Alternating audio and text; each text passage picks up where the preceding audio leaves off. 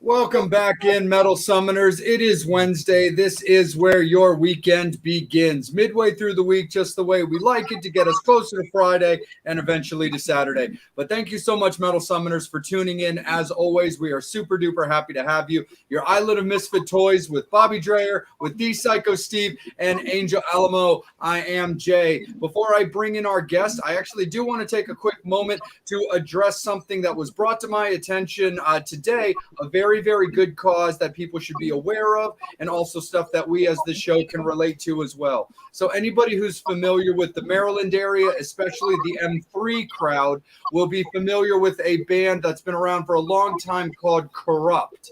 And that band has been very well known, especially in Maryland. They played M3 and all that kind of stuff. Well, a couple of members of Corrupt, as in John and Jeff Barnowski from the Corrupt camp, unfortunately are fighting some pretty heavy cancers right now. And so I wanted to address that to let everybody know that there is a benefit that is going to be going on out here for you guys if you want to check it out in the Maryland area. It's the Erline Heights Volunteer Fire Company is where it's going to be in Severna Park, Maryland on January 16th. If you can make it out there, donations, anything to help the families will be accepted at the door. But other than that, just put it out there for everybody. You know, support, show love. Everybody's very tight in with the metal scene. Members of ourselves for the Metal Summit have all are very supportive of that particular cause, with some of us being tied in closer to others. But I just wanted to put out a little bit of love to John and Jeff Barnowski with fighting their battles and how much we support them and love them. And all of our love and wishes go out to the Corrupt camp and to John and Jeff. So do everything that you guys can to support them, support their cause, and put out some love and some hearts and all that kind of stuff for those guys. So I definitely appreciate that. That's what the community is all about, is looking out for each other. So thank you all so much, Metal Summoners. We love you. And on that note, let's turn this frown kind of upside down and rain some more hearts on the world and bring in our good friend from in line. We've got Mr. Andrew Freeman with us today. How are you, Hi, guys? brother? Doing well, thank you. How you doing? We're doing great, man. We're doing great. Well, Happy New Year to start it off, man. How was your holiday?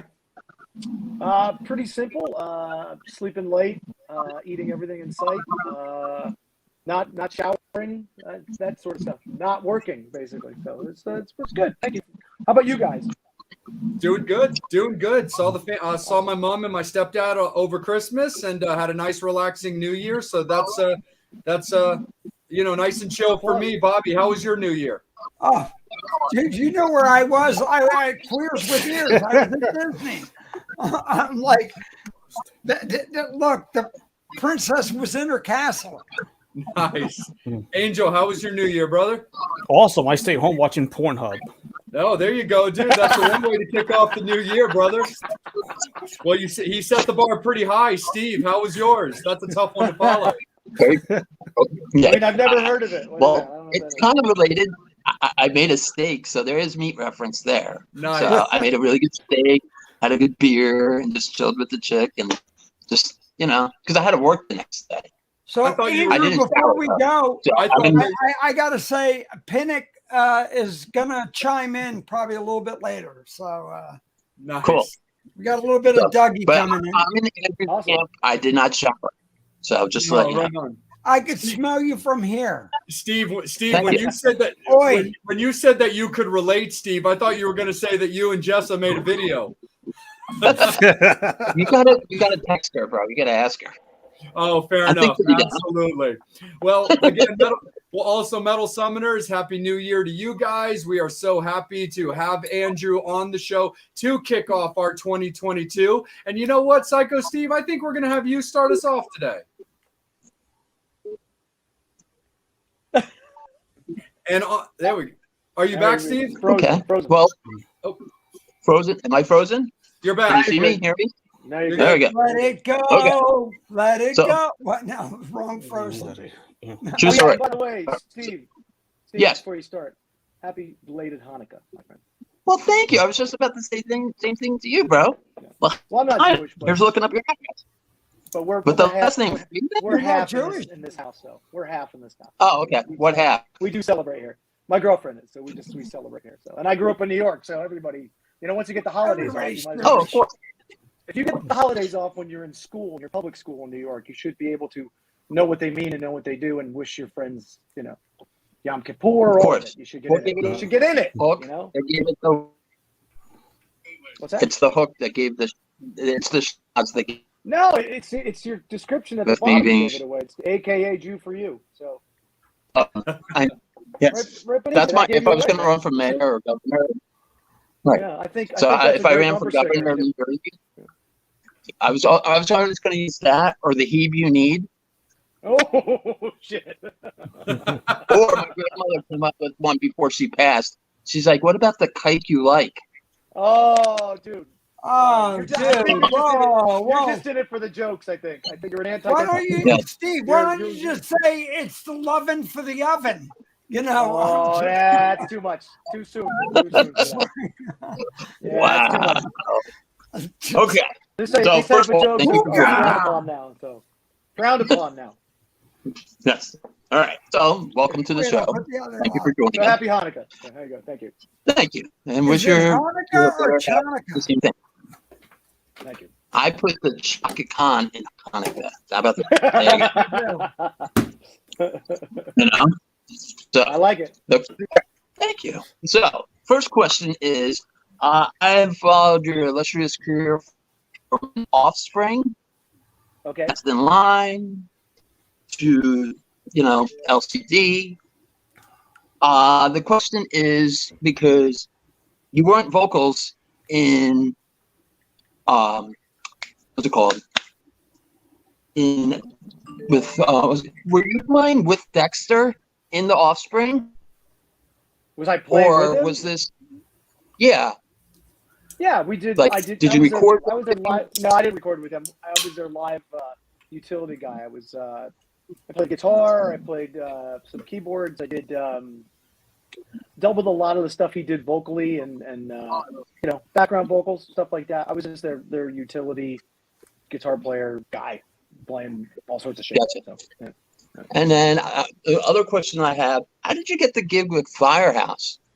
Because I know With CJ Firehouse? was like, like you did a couple gigs with Firehouse because I know CJ had that surgery. Mhm. And then all of a sudden I'm reading on Blabbermouth, and also he posted it on his Facebook page that I'm stepping down for a couple shows and he needs to have like an emergency surgery. And I'm glad he's recovered. And then I see you do it. I was just like, oh shit. So how did that come about? Yeah, I don't want to let the cat out of the bag on that, but they I know those guys. I know all of them.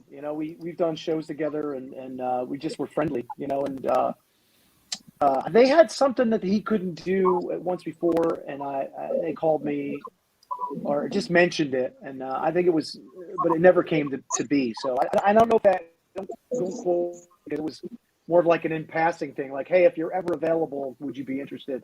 Like, yeah, sure. But it was like on a covering sort of a basis. So we have the same booking agent, and basically, we had a good relationship with those guys, and they just called me and asked me. The agent called me and asked me if I was interested in doing it, and I said, yeah, sure. I knew a lot of the songs already, so it wasn't too much of a stretch. So to do it, and all that stuff is right in my wheelhouse. It's that all that higher, higher singing. Register. So, Right. Yeah. So it wasn't too hard to do. Just remembering a lot of the words that I didn't know because the songs were a little tough. And I'm not much of a ballad guy. Like I don't really sing a lot of ballads. So I'm doing like Love of a Lifetime and a couple of the other ones that they did. I mean that's their thing. Like they're famous for those type of songs, and I'm not. The only real experience I have with singing that stuff is when I was with George. And I do Alone Again some nights. And I was not a big ballad singer, so that was a bit of a challenge just because it's so delicate and it's there's not a lot going on and it's kind of naked in that moment when it's just you and the guitar and stuff. So but overall great gig, great guys, super nice guys, easy gig, easy crew, easy shows, so that's how it came about. I just happened to know them and they just through the agent they got in contact with me. So sweet. Yeah. Cool. Nice. They love me. Nice. Who doesn't? Nice. I them. And when it comes to those other gigs, Andrew, because I definitely wanted to ask you about your tour playing, guitar and vocals with The Offspring, because I love The Offspring. I'm a big fan of what Dexter and Noodles have always done. And that's kind of a step out when it comes to the genre that you become typically known for, with, George and LDT and Last in Line and all that kind of stuff. Were you a fan of that, early punk, bordering on kind of pop punk type music? Can you elaborate a little bit about how you got involved in that?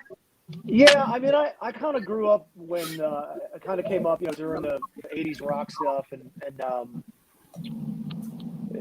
started playing gigs after it was right when it was starting to die. It was as I was getting serious in my career. I was playing and stuff in my late teens, early 20s. So, but I was always into a lot of. I loved the Clash. I remember when since I was about 10 years old. I loved the Clash. Since they came to New York the first time, I might have been a little younger than that too. So, but I was getting into Van Halen and the Sex Pistols, the Clash, and a lot of classic rock stuff, a lot of even like Tom Jones and all this different just not music. Unusual to be yeah, exactly. Ironically, my parents had an 8-track of Tom Jones live in Las Vegas. So I grew up on that 8-track. And their collection and my older brother's collection of 8-tracks. I kind of came up on that stuff. So I never really had a sense of, disco sucks, punk rock, either you're a punk or you're a rocker, one or the other, I was never that guy. And though I grew up in kind of a rural area where, a lot of rednecks and a lot of, if you don't like this certain type of music, the big thing was Zeppelin was always the grand poobah of everything, the be all end all music. You get a Rat record, the early Rat record or the first Motley Crue record or one of those things, and you put it on. He's like, this is, and there's always one guy who goes, it ain't Zeppelin, man. It ain't fucking Zeppelin, So, which made me really resent Zeppelin growing up, because everybody was about, because I was Aerosmith, I was Ted Nugent, I was, Kiss, but I also liked the Pistols and I liked, the Clash, and I saw a lot of similarity between the movements of these things, whereas because I didn't really see the political side of it when I was that age, of the punk rock movement, so I, and I love the Police, who were originally a punk rock band, but they became this other thing, but their roots are punk and reggae and whatever else they draw from, so they were just really talented punk rockers, which you really shouldn't be in punk rock. You're not supposed to be having a talent. It's supposed to sound like shit. So yeah, to answer your question, I definitely had it in me. It just, and I think that's why it came to an end, because I was more of a field player and not so much on the 1, 2, 3, 4, right on the beat. I like to push and pull a little bit when I play. So, and when I sing too, I'm a little more soulful in my voice. So, that caused a bit of a problem, I think, with those guys. And I wasn't, it was too much pushing and pulling when everything needs to be right 1, 2, 3, 4, So, Gotcha. At least, but I never really found out for sure why they didn't rehire me. But yeah, it came pretty natural to me. I had a great time with those guys. That was a great run, and played in a lot of places in the world that I probably never would have gone to again. And the best hotels. That's the type of band you go to like Tokyo and you stay there for 3 weeks in the same place, and you just go out to every show around the country. It was quite an experience. I would say that. So. Nice, man. That's super duper cool, and I can understand that for sure, because that you wouldn't be the first person that has dropped a hint that when it comes to like how they run things at Dexter's a little bit that way and stuff like that. So I can definitely. I mean, I don't want to say anything bad about him. He was no, of course not. To me, but he's definitely he rules the roost there. It's if there was no Dexter, there would be no Offspring. So totally. He writes all the songs. As of the past 10 years, 15 years, it's been him and Bob Rock, just putting it all together. So it's yeah. Oh no, for sure, Andrew, and that's basically exactly how I meant it. Not as him being like this awful person. I mean, no, just like because it's Dexter's the guy when it comes to the Offspring. So that's really exactly how I meant it. Where like, I've heard that it's like that's the way and stuff like that. So I definitely understand that. But no, man, I think that's super duper cool, because I've always loved that album. But even from start to finish, I just love that band. So it's super cool to have you as somebody who's been a part of that band at one point. So I think that's super duper awesome, bro, for sure. Thanks, so man. Jay, Thank you. what are you trying to say? Are you saying Andrew's pretty fly for a white guy? He is very fly for a white guy. Okay, just asking. I'll definitely talk you out of your pants, my friend. Oh, I believe it. Absolutely. Yeah, come on, Steve. No, come on, Steve. Dance, fucker, dance. Like, Bobby Dreyer, let's kick it over to you, brother. So I'm gonna go. Andrew, I'm going to dig deep. I'm going to get right into your crab hole. So, Doug, we're going to go Doug, and it's not Pinnock or Aldridge or anything. It's going to be Nickelodeon. So, how the hell did you wind up on Nick? Well, again, that was more of a something that existed. I worked at this place that I worked at when I first started working on it. I was working at a recording studio in New York City, and I started as an intern there. And the first project I worked on there was redoing the theme for the. You guys are familiar with 1010 Wins, the news radio there? Yes. Yeah. We helped. I didn't do it, but I was involved in the session. And we redid their theme for that, and so it was one of those type of places where you would. There's a lot of cartoon work coming in, a lot of post production, commercials, and we did a lot of Broadway commercials. We did some, ADR records, which is basically re-recording the dialogue for movies and film, and a lot of cartoons. And we did stuff for Nickelodeon. What I did for Nickelodeon was I did sound effects. I worked on a lot of the sound effects for that show. Like I did mostly my job was, and it's not very glamorous, was when I just put footsteps as they were walking across the floor. Doug and Patty Mayonnaise walking across the floor. I just placed the footsteps basically. So so that's the majority of what I did among some other things. We did a lot of vocal records. We recorded a lot of the all the actors, the dialogue for all the actors, and that would come in. There was all New York City talent that would come in to do it. So, that's about it. I did that for about 4 years. Credit. You and I talked, and we all talked offline. A good friend of ours who's, we're great friends, Mark Slaughter, did Animaniacs and everything. Never discredit yourself of doing this. I mean, dude, if you can get a Disney film, look, fucking let it go, bitch. Well, I wouldn't discredit myself. I would kind of pad it a little more than what I've done there. Like, I'm saying, but to hear that you did it, we're all fans of Nick and everything. That's awesome. It really hits us, and it's like that's that's awesome. Yeah, well, I think about my friends that I used to work with who actually did more on it than I did, and I feel like I'm taking credit for their work in a sense, but I was there when it was going on. Yeah, of course. And you know what the great thing is? You'll be able to share it with. It's a legacy. Anytime you did anything, look. Ask Gilbert Godfrey. He was a fucking buzzard on Aladdin. Right. Yep, for sure. Yeah, worked with him 100%. too. Worked on Aladdin with him too. We worked on a lot of the we worked on the TV show for Aladdin. That was one of the things we did. Really? Yep. Did a lot of records with Gilbert. So. Dude, you're making my nipples hard. I mean, that's just my hair, dude. That's not. It's just my beautiful hair. Poor Steve. Steve, you always make my nipples hard. You know that. Oh, great. Oh man, too good for sure. It's fine. Exactly, 100%. Angel, let's bring it in with you, my good dude. How are those metal summoners tonight? Awesome. They definitely got a lot of questions. Let me get to it. First, happy birthday to Matt Porter. Yes. He turns 100. Matt, Happy 100th birthday, Matt. Matt Porter, Kiss Room, everything. We love Matt.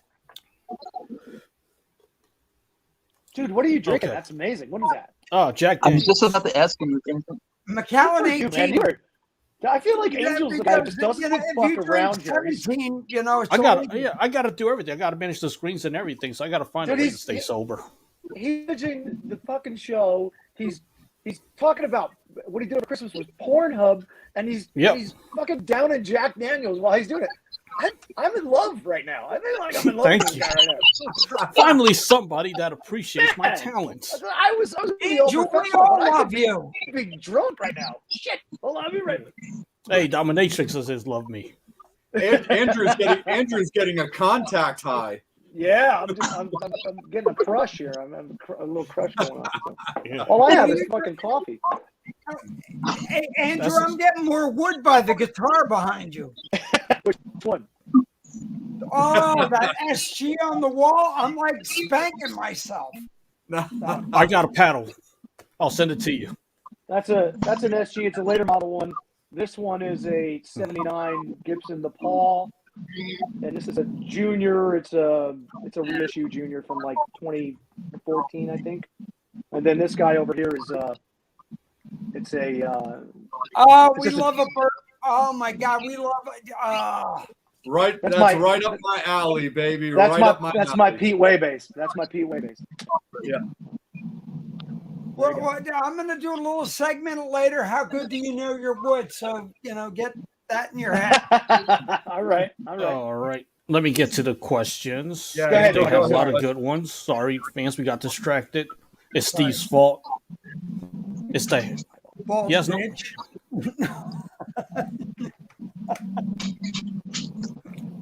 Jay, just a quick question about earlier. Will there be a GoFundMe page to donate? I believe so. Yeah, I believe that the best thing to do is go to Frank Trocchi's page. He has been really on top of the situation with John and Jeff. Actually, I can also kind of pull him up a little bit on the fly, Frank. Yeah, and I can get you a very quick answer on that, which is yes, there is a GoFundMe being organized by Michelle Ziprian, Zipprin. So Michelle Ziprian been in charge of the GoFundMe for John and Jeff. So Candy, thank you so much. And for fans interested, there you go. Yep. And speaking of Candy, she does have a question. Andrew, can you tell us about how you got involved with raiding the Rock Vault? Yeah. I was. How did I get involved with raiding the Rock Vault? I was called to do a session by a guy named Simon Phillips, who was a pretty famous session drummer. Played with The Who. He's played with. Did one of the Judas Priest records back in the day. Simon's a pretty big session guy. He was in Toto for years.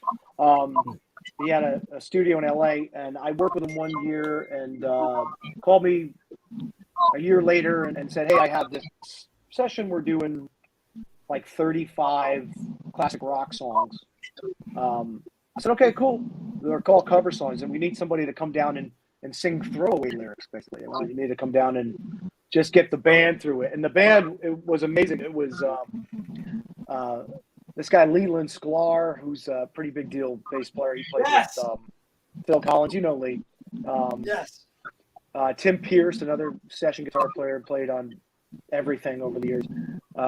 Roger Manning, who was a keyboard player in Jellyfish, big session guy now, plays with Beck, I think now.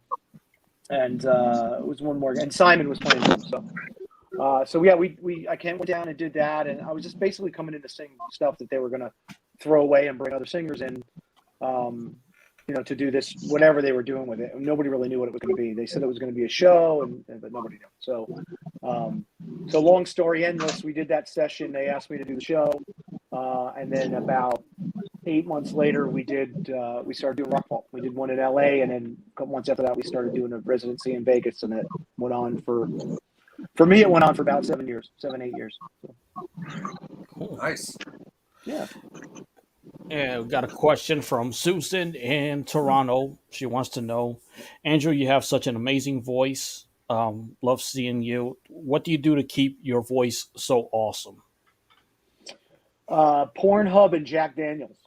There you go. I could never sing. Much. I don't do much. I try not to get sick. And I know this is a very overused statement, but I have been very blessed with my voice over the years. I've been able to abuse it and sing more than I should and come back to work every day. I warm up before every show. I do like a half hour, 20 minute to half hour warm up. And that seems to be healthy. And if things start to hurt, I'm just get very aware of it and I fix it. So I don't know. I mean, I think it's a lot to do with singing. It's just being prepared to sing at any given time. And for me, it's taking a handful of vitamins in the morning. It's even though I don't really look like it, I do exercise a lot and a lot of cardio just to stay at a certain level. Because when I don't do it, a lot of what I do is breathing and having to have healthy lungs because it's all very guttural, diaphragm, guttural sort of a thing. So, it has to do with health and just being mobile. And again, a lot of guys look at it, or a lot of men and women, they treat it like being an athlete. Like you have to be an athlete. I don't really think of myself as an athlete because I am, 20 pounds overweight, and I like to have a drink now and then, but I do. The one thing I do take care of is my voice, and if I know if I'm getting to a point where I need to drop a few pounds, I will. And if I don't, because I'm getting older, it's just basically the motion of going through the exercises and making sure I'm prepared to, if I know I have gigs coming up in 3 weeks, or 2 weeks, I know that I'm going to be dieting and exercising, to the point where I know that I'm going to be able to get through show and not without sucking wind in the middle of it, which would really affect my voice, and the fatigue would affect it as well. Because when we go on the road with the bands I play with, it's not tour buses, and it's not there's not a lot of sleep, so you got to kind of you got to be ready, and you can't really complain too much. Are you a fly in, fly out guy? Yeah, I do a lot of that. Yeah, sure. And speaking of the tour dates, they're right below where you can see it on the screen. The tour dates coming up. Yes. You have one coming up next weekend, January 16th. Yeah. Key West, Florida. Key West next week. Yeah, that'll be awesome. There's a big titty convention happening that same weekend. Mask. You know those fucking Floridians. No, there's boobs something happening that weekend. I don't like a boobs. Yeah. Yeah. Make sure you're down there. Yeah. Please. Yeah. I just got back. Oh my God. They're like, we don't need this. I'm like, shut the fuck up. we don't want you to be the last in line, you dude. Oh, come on. Actually, the next in line is actually Brian. Your favorite bass line in punk metal. My favorite bass line in punk metal. Let's see. I really like it's probably an Offspring one. It's Bad Habit. I love the Bad Habit bass line. The beginning of that. And I love the bass line in Rock the Casbah. That's an amazing bass line. Yeah. So good that I don't know if he played it. Yeah. You know what I mean? It's kind of like all the Duran bass lines, like, oh, John Taylor's such a great bass player. No, well, it was somebody else. So yeah, there's at the top of my head, I love Rock the Casbah. I love and I love that. I know it's a later one, but I love what Greg did on that. Greg's a super cool guy. He's not in the band anymore, but he was one of the founding members, and he was there for years. And he just, when we play that live, you know, it was pretty awesome. So, and that was where he shined, big spotlight on him. And he's such a mellow dude too. Like he's not enamored with rock and roll or the life or anything like that. All that guy wants to do is drink Jägermeister and play golf. That's all he wants to do, right? Hang out with his family. That's it, you know? So when the spotlights come on him, he's just like, you can just see he's just so not into it. You know what I mean? He just fucking kills it. Every night he played that. When he played that, it was cool. Yeah. Nice. And we got Dennis Sanchez. Hi, Andrew. Will you be joining George Lynch and Jimmy on tour? I will be. We're doing our first show on the 29th here in Vegas. Really? It's me, George, Jimmy DeAnda, obviously George, Jimmy DeAnda, and Rob DeLuca, who was playing in UFO for the past 10, 15 years. Yeah. And, who was in one of the greatest bands, one of the greatest New York gutter rock bands ever, Spread Eagle. I don't even remember Spread Eagle. Yes. Well, we've had Ray on the show. And Yeah. Rob. Oh, yeah. I used to Ray play and with Rob. And we love Jimmy. We have had Jimmy on too. We sure have. Yeah, Jimmy by himself, DeAnda. Oh, DeAnda. Yep. Oh, yeah. Yeah. And with Bullet Boys at M3. Yeah, he's a trip, dude. I've known him for years. He's a trip. One of my best friends. So. We love Absolutely. Jimmy. On that same note, real quick, before we kick it back to Angel, with just out of curiosity, Andrew, with the recent announcements from Mick and Jimmy, are you guys ever talk about doing more Lies to See Treachery things, or are you guys just kind of busy with your other projects? If that ever happened, I would be very surprised. So. Fair enough. Yeah, Totally that band was a huge disappointment for me because I was not in a place that I could do it on a full-time basis, you know, and when it came about and we wrote some, and I went in there with the understanding that their singer had gotten sick, and that was explained to me that he had gotten sick and they just needed somebody to cover the Monsters of Rock cruise they were doing one year. And, Jimmy and I have been friends for so long, and I know all that material. We had tried to do their version of the Bullet Boys, 10 years ago, 12 years ago or something, and it didn't happen. And then this came about and they were doing it. We had talked about it when they first put it back together, and one of the guys didn't want to use me because I was too busy, and he thought it was going to be a lot of touring and whatever else. And that's totally fine. So they got somebody else, and that guy, they wrote a song with him, and then he had to get an operation or something, and they asked me to do Monsters of Rock thing, and we got done. And they're like, "Do you want to continue on?" Because when you go do these things and you replace somebody, sometimes there's hard feelings, so you got to be very careful with that stuff. And I guess that's what happened, and he ended up quitting, and they said, "Do you want to do it?" I said, "Well, I'll do as much as I can," and we started working on some songs, and it just never panned out, We did another bunch of shows, maybe 4 or 5 shows in the summer that year, and then we did another cruise the year after, and then it just kind of fell apart, It just kind of fell apart, and then they, we were doing some stuff, and then Mick decided to.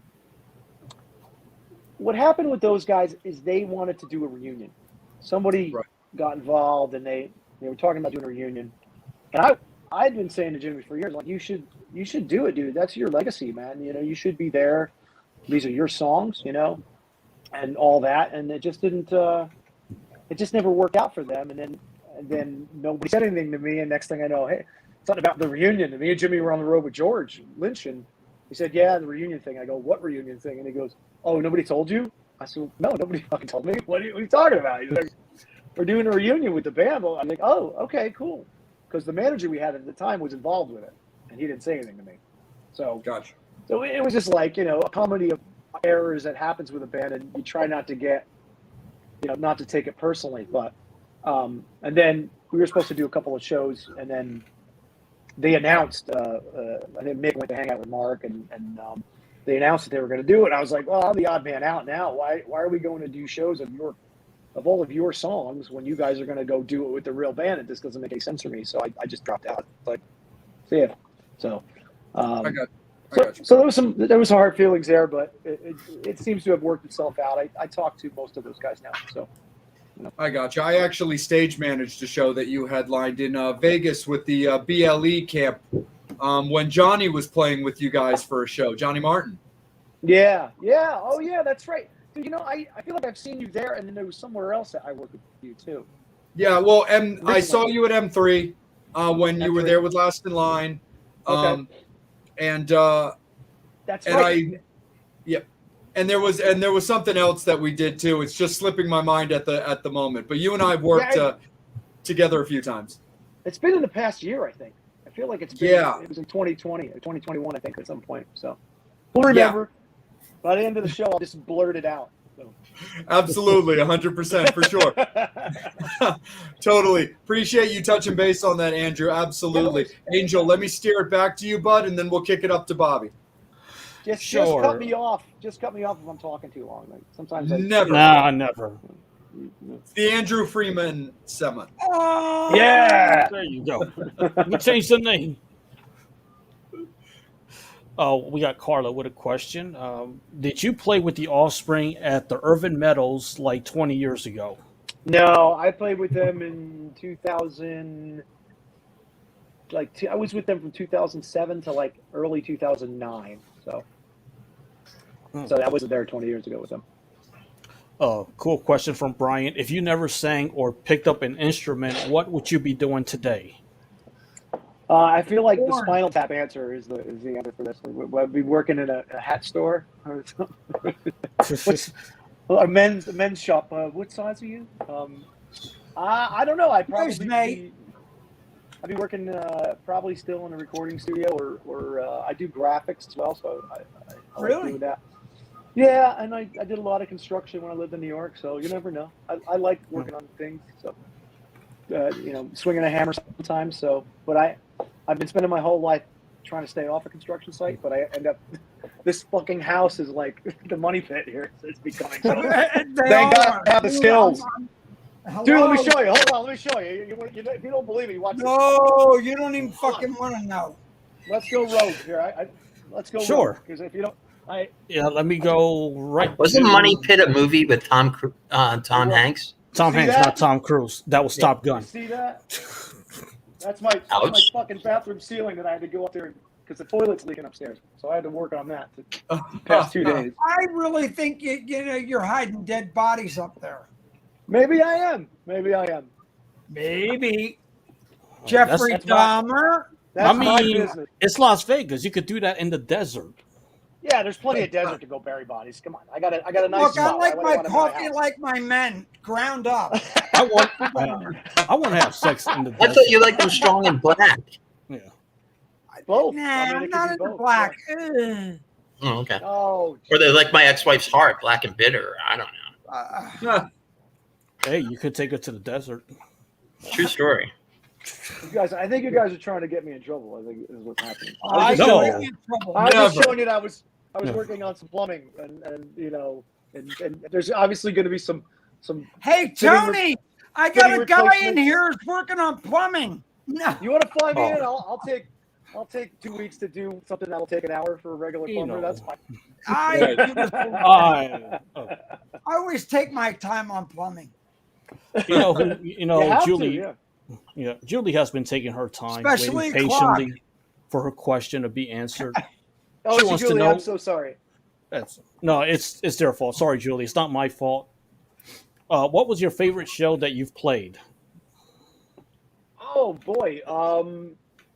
I don't know. I mean, they're favorites for different reasons. I mean, I know the most odd one I've ever played was in South America with the Offspring, and where thought we were going to get killed at the show. So yeah, it was probably. Wayne Lucy, we want to hear why. What's that? Why were you going to get killed? Well, we were playing this festival, and it was, I can't remember what city it was in. It might have been Puerto Alegre or something.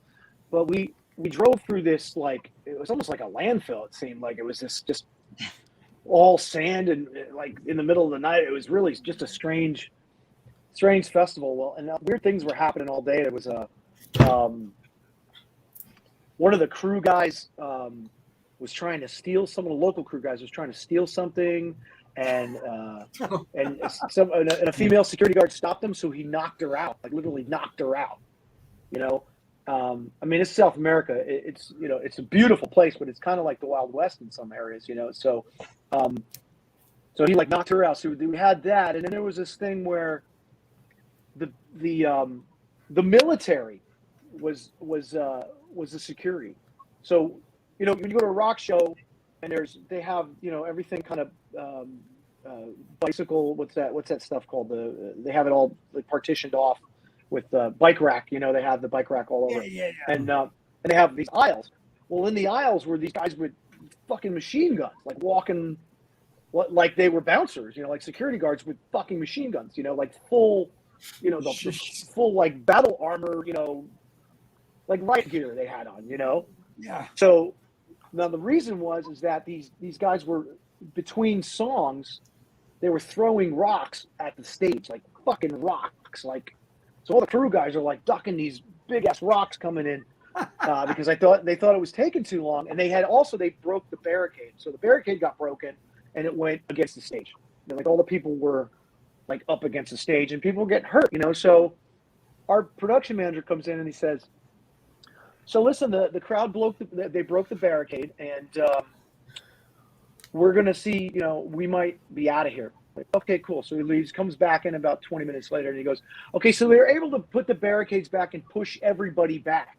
Like literally pushed all of these fucking people back. It was nuts. It was a big festival." And he said, "So here's the deal. They're throwing rocks at the crew now. If you see a rock hit the stage, if you see that barricade break, I don't want you to panic. Take your guitar off, take your instrument off, lay it on the ground, and just calmly walk off the stage. We will have a van waiting for you, and we'll get the fuck out of here." And I'm like, "What are you telling us here?" So everybody was like, "Oh fuck, this is it." They were all just like drinking, like, "Nice to know you, dude. We're dead." So we went out there, and it was kind of a weird thing because I was like playing the show. I'm like, I'm in a pretty good place. I could die right now. This is okay. Like I'm playing. Doing what I love in front of all these people, and if I get hit with a rock or something to get taken out, I think I'd be okay, But so it was that was definitely one of the most interesting, weirdest ones. But there's been others that just sonically have been amazing, and Download Festival, we got to just do that 2 years ago with Last in Line. That was just kind of after seeing all my idols play those places, over the years, and seeing the videos of like. Dio playing there and Leopard playing there, and all the guys in my band had played there before, and they played there together. Like they played there together in like '88. It was one year that Rick Allen, his first gig back after he lost his arm was Download. So love Rick. Yeah, he's a great guy, and love him to death. So that was kind of cool because Phil was playing with Ozzy when Leopard played that day. So yeah. And I think Vivian was maybe in Whitesnake at the time. I'm not sure. So, but what year? It was pretty cool. Maybe I'm not sure what year that might have been. 87, 88. Yeah, was he in Aldridge? I don't know if Aldridge was in there that early. Was he? That was Steve Vai back then. So. Yeah, I think that's too early for Doug. I will tell you, Andrew. The crazy thing about that Offspring story is the fact that they said lay your guitars down. I would have been like, "Fuck you! I'm not laying my guitar down. I'll walk off the stage with it." Batting practice. Well, I would use it to shield myself. Fuck that. One one, you can always replace a guitar. You can't replace your life. Two, Yeah. it wasn't my guitar.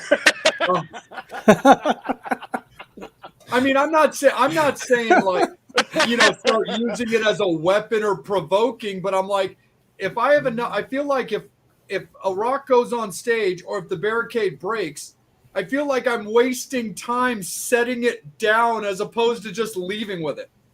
Yeah, I mean, there was probably more for me because I was on a cable and everybody else was wireless. So Fair enough.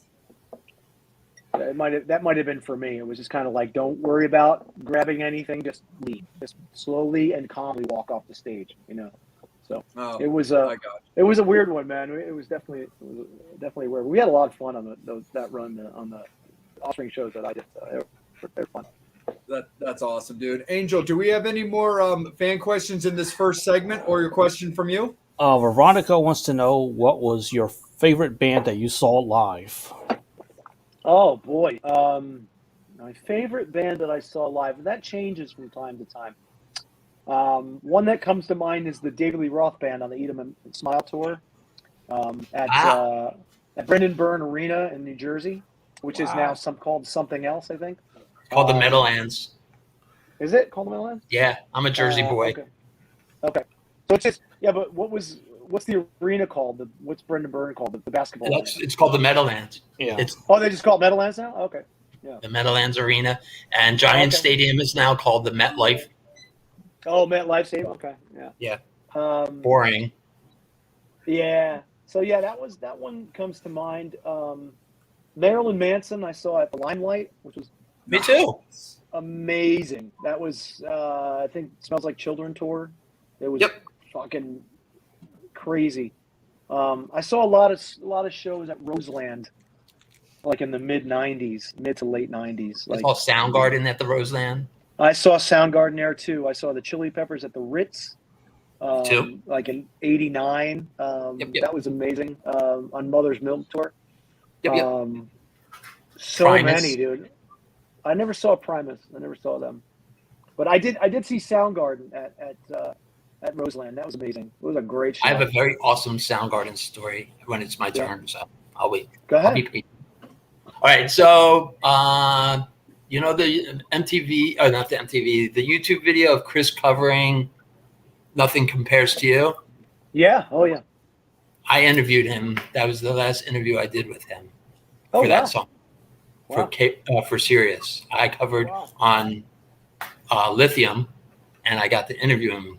But before that, 1990, when Bad Motor Finger was just about to get launched, before they got signed, I went with my very dear friend Anthony to Bangor, Maine, because here's two Jersey guys. His family lived in Bangor, Maine, and we took a road trip on winter break.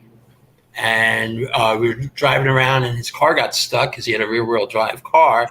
So we called my parents. I'm like, I'm not coming home for a couple of days. They're like, oh, you're up there with his parents. You're fine. I'm like, okay, just want to let you know.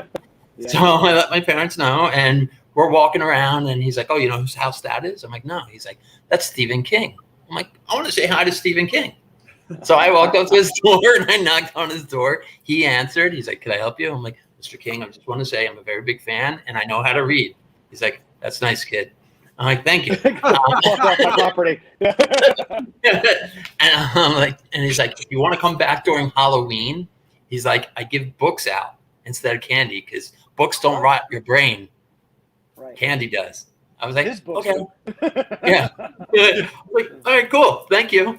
So I left, Awesome. and then it was getting really cold. So we stopped at this little coffee shop called the Penny Post. It's this little coffee shop and everything. And I see this band set up, and the dude's like tapping on the mic, and he's like, hi, my name's Crimson Cornell. We're a little band from Seattle. We're going to do a couple songs, and we're selling cassettes. And I'm like, okay. So I'm just sitting there, and I'm like, and then I heard him play. I'm like, wow. And he did Rusty Cage, Jesus Christ Pose. And they did like 4 songs in a row. And he's like, don't forget, we're selling cassettes. We're in a little band from Seattle called Soundgarden. So after their set, I went up to him. I'm like, Mr. Cornell, I would like to buy a cassette. He's like, sure, kid. And then he hands it to me. I'm like, but I won't buy it if you don't sign it. He's like, what? Wow, dude. Yeah. And the whole band, Kim Fall came over, Cameron came over. They all signed it and everything. And I'm like, you guys got something. I don't know what it is. This is before I worked on the radio or whatever. Because you said you're from New York. I worked at K-Rock with Kane and Cabby. So I was just like totally mesmerized by the cassette. And I brought it to him and I showed him it and everything. And people offer me a decent chunk of change for it. But I'm giving it to my children. So they already know. They have to thumb wrestle for it. So what year was that? 90. Wow. So it was right before they hit, huh? Yeah. And then 6 months later, I'm watching Headbangers Ball with Ricky Rackman and Rusty Cage comes on. I'm like, Aunt, wasn't that? He's like, yeah. I'm like, wow. Whoa. And then they did the show in New York. And then they went on tour with Aerosmith and Deep Purple. Wow. I got a and then they did a Guns N' story Roses show too. Yeah. Nice. That's really cool. I got a similar story like that, but it's about the Alice in Chains guys and Pearl Jam. Awesome. Yeah, I'll tell you later. It's a long one, but it was. I didn't meet any of the Pearl Jam guys, but I went to this party. It was like an after show thing, and just hanging out in somebody's hotel room and drinking, and there was this band playing, and I was like, "Who's this?" And they're like, "This is a band from Seattle. They're called Pearl Jam." I go, "Who's Pearl Jam?" And it goes, "Well, it's the guys who used to be in, used to have a band called Mother Love Bone." I was like, "Who's Mother Love Bone?" You know. And I wish I would have stole the cassette because it was like a board mix. Like it was a board mix on the cassette, and it just said Pearl Jam, whatever the name of the record. I think it just said Pearl Jam mixes or something on it, and I never took it. And the guy whose roommate was this guy Kevin Chuss, who worked for them, who worked for Alice, but he worked for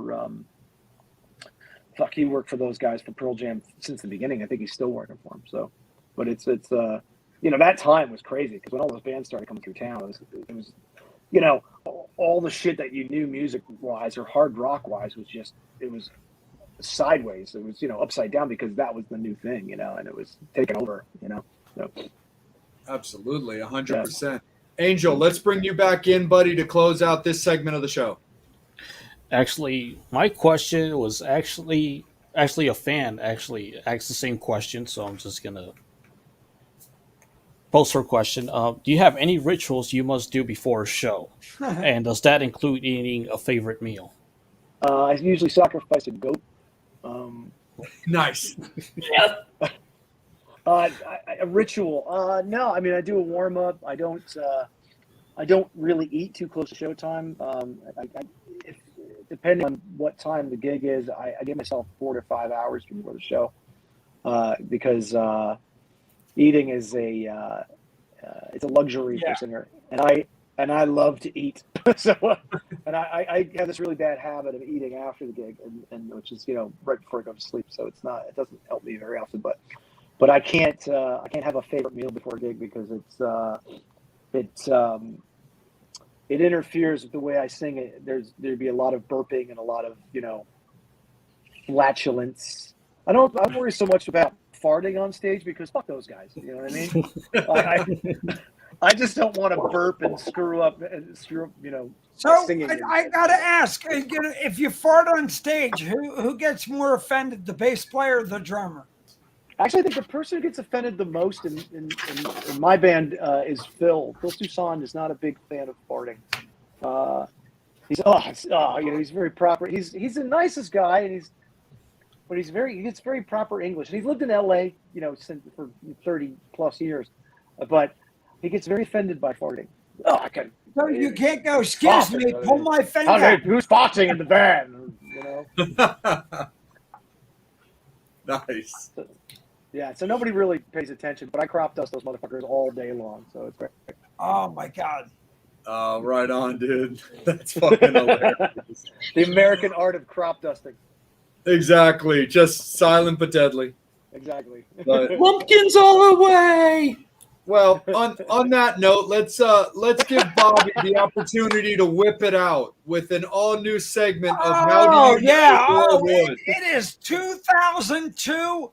And Andrew, I'm gonna ask you. 2022. It's 2002. 2022. Oh, How does that happen? Yeah, Really dude, I had hair really then. Incredible. And I'm the one that's been drinking. It's called this shit right here, but Was that the last time you left that room? Was 2002? Just my studio. Come on. I know, it's nice. I'm admiring your stuff. I know. Brother. That's awesome. Now, I'm going to go like this. How good do you know your wood? And that's an Ibanez Joe Satriani model, unless you had it painted, right? That's the Silver Surfer. That ain't painted. Oh, is that? Oh, wow.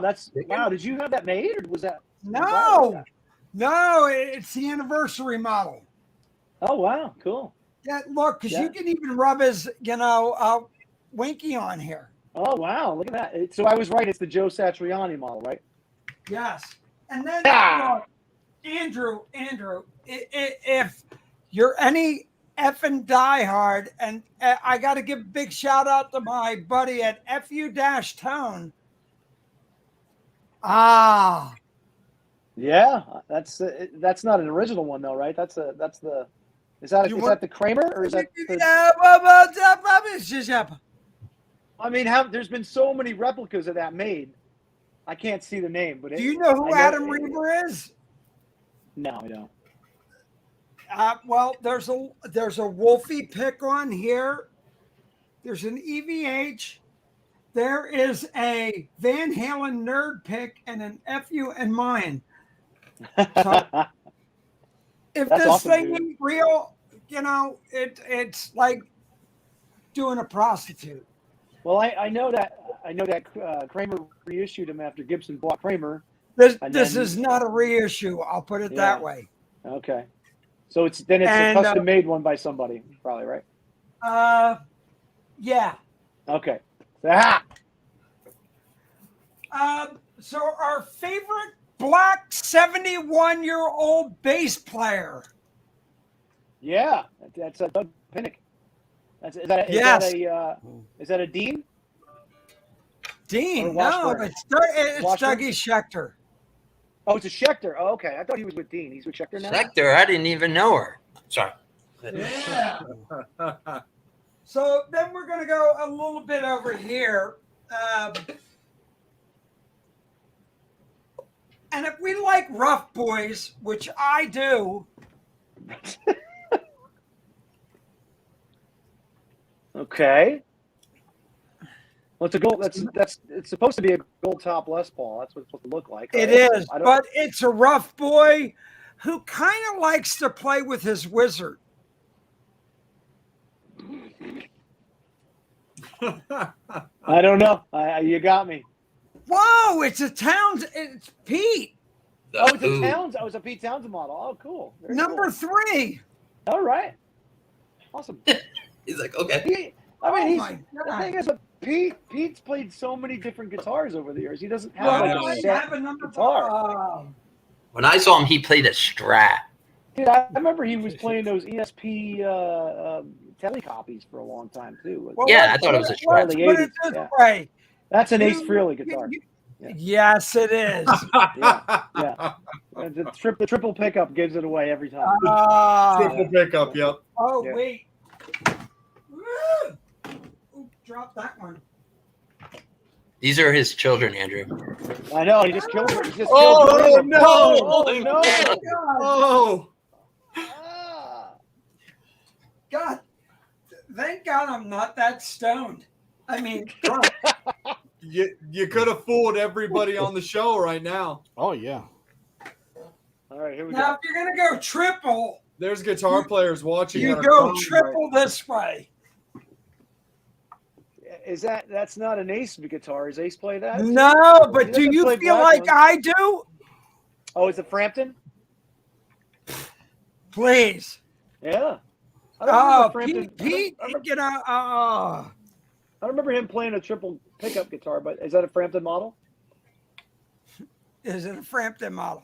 I mean, let's how many? dude. None of mine are models. Let's put it that way. I don't do models. Okay. He does Congressman. Yeah. Who said that? Raise your hand. Steve. Steve did it. That's All right, who's just- creeped out? What is that little doll that's near the freaking mixing board and keyboards? Am I the I only was one thinking. that's- I was thinking the same thing. Where? Right over That the right there. Come over to the camera and look to your right. No, to your right, meathead, not your left. Right over How there. is he supposed? Oh, the black That- guy. Yeah, I was like, what the hell is that? Oh my God! It's everybody needs a black guy. Oh, it's from Sing. I love it. No, it's Soul. Soul, sorry. Soul. Yes. Who doesn't need a black guy on their organ?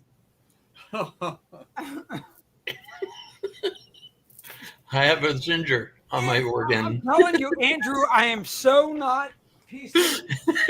Andrew's never coming on the show again. No, it's okay. I just don't I'm not gonna comment, except that that's a very. It's 2022. Okay. We can't say things like this. Wait a second. What is this? Okay, this is a Somebody black. who Another crashed black the Les Paul. White- So somebody who crashed the White House. I Oh, got a that's, couple. Of yeah, and the only guy that would, one of the only guys that would put a Floyd Rose on a Les Paul, that's got to be Neil Schon. Well, and you know what it is, because if you go with Neil, who would put a sustainer on him? Yeah, on a guitar that is known for its sustain. No, I don't want to say anything about Neil Schon because, he might sue me like he did Jeff Scott Soto. Just saying. Did he sue him? Oh, yeah. Jeff and him went to court and everything after Jeff Oh. got fired or promoted to fan or something when he was in Journey for like that whole second. There's a whole Oh. hoopla about it going on right now. Oh yeah, You I know know. that I know that Jeff, something Jeff said about not knowing why he got let go, Right. and then Neil responded in the comments, which is Yes. kind of cool. Like he just got right to it, Yeah. Exactly. Okay, Andrew, Yeah. real quick. How would you Damn. walk on the moon? How would I walk on the moon? I mean, it's a telly, and it's a relic telly. I know. I seen. Because giant steps are what you take. I seen Oh, Richie it's Andy Kotzen with Summers. that. Yeah, Andy Summers. Yeah. Oh, Oh yeah, because he had one of those. Yeah.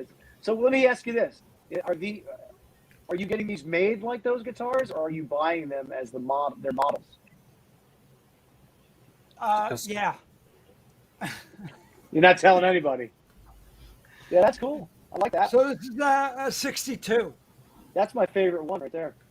Yeah, great, it's yeah. probably one of my favorites, and Yeah. which is really great. So John Cruz made this one for me Okay. before he opened his mouth a little too much, but we love John. But yeah, so I asked him to do it. I'm a big police guy and everything, and when he did this. It's based on the guitar Andy used on Zenyatta Mandata, Oh, cool. Very cool. which 72 Paul. But one guitar I do have, which is the original owner, and these guys know who it is. Good friend of ours. I'm trying to take a guess. I know. Well, he just celebrated his singer's 75th birthday. Oh, Jesus.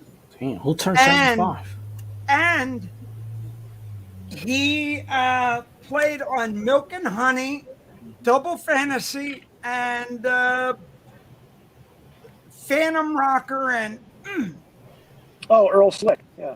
yeah, it's Slickies. Yeah. Very cool. Oh, that was his guitar? Yeah, this was Wow. Slick, and it was the last guitar used on the last Bowie tour. Oh, wow. That's awesome, dude. So, yeah, Earl and I are great friends, and North Jersey guy, and Yeah. lived in Brooklyn. But yeah, this is. I'll That's- never get rid of this, That's sweet, dude. I love that. dude. It's so fucking badass. I know I can Gibson hear made it from here. Gold top, chocolate back, slicky side. Yeah. Very cool. That's nice. Bobby, let's do one more, buddy, and then I got to give it to Steve. One more. What would blow his mind? I got it right now. The one you saved for last. Exactly.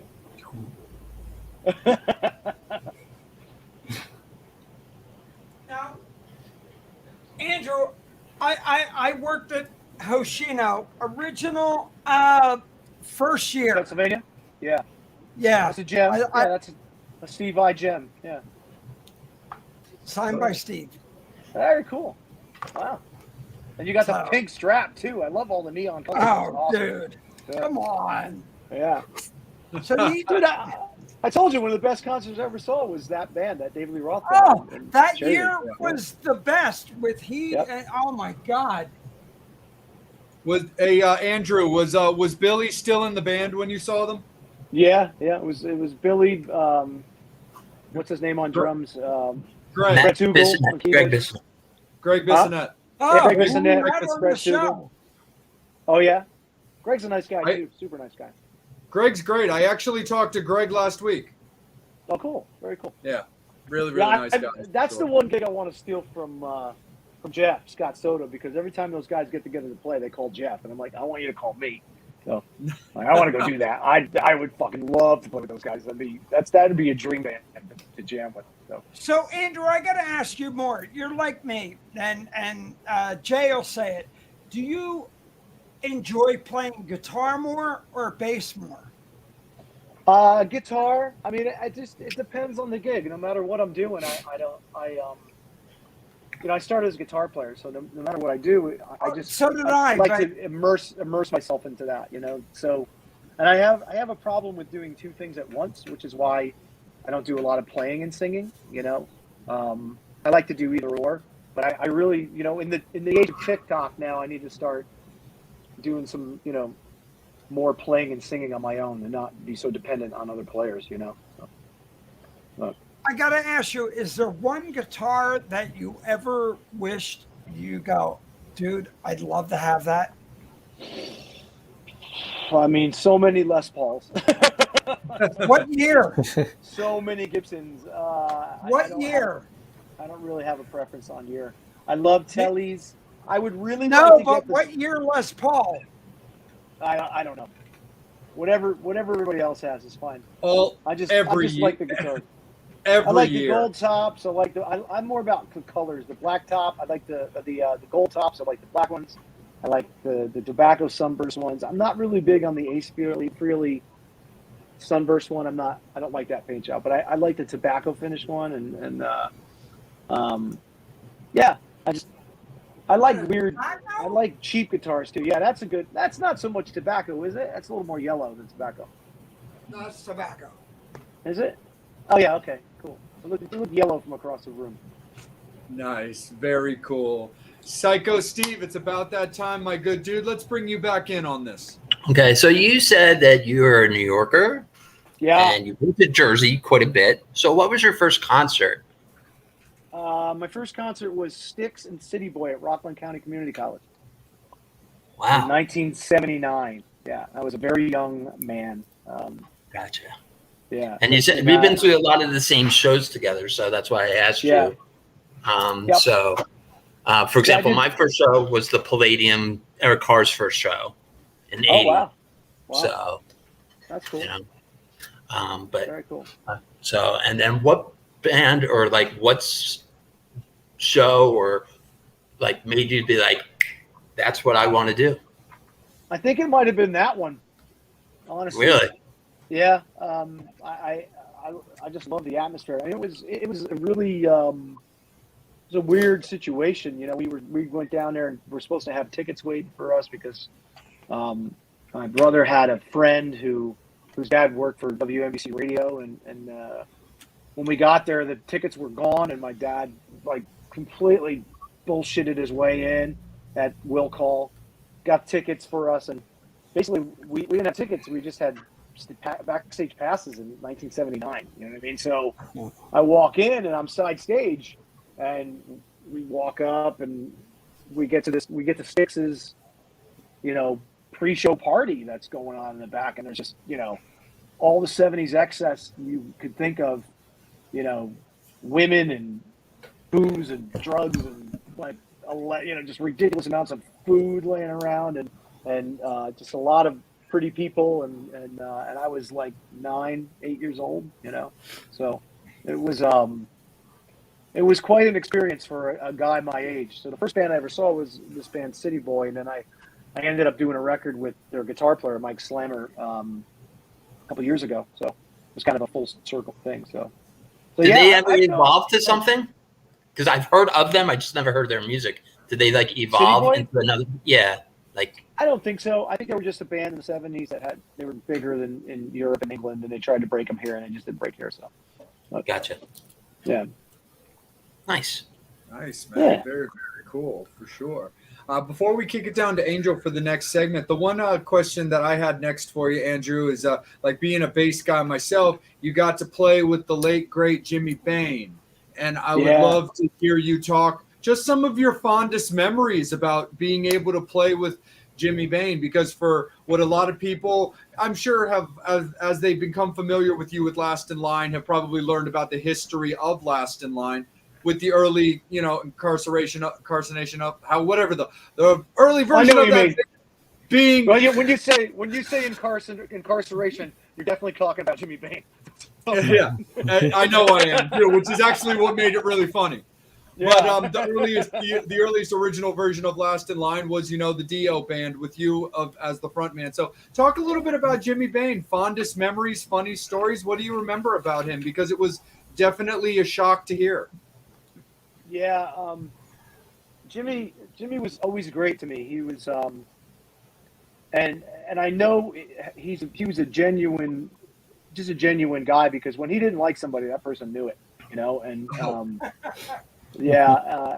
we'll just say that he wasn't a big fan of keyboard players. That's why, and our track record, you could probably figure that out. So he didn't really like. I don't think it was because he was a keyboard player himself, besides being a bass player. He's just the thing I loved about him is just his life was kind of messy, and but that never affected his playing.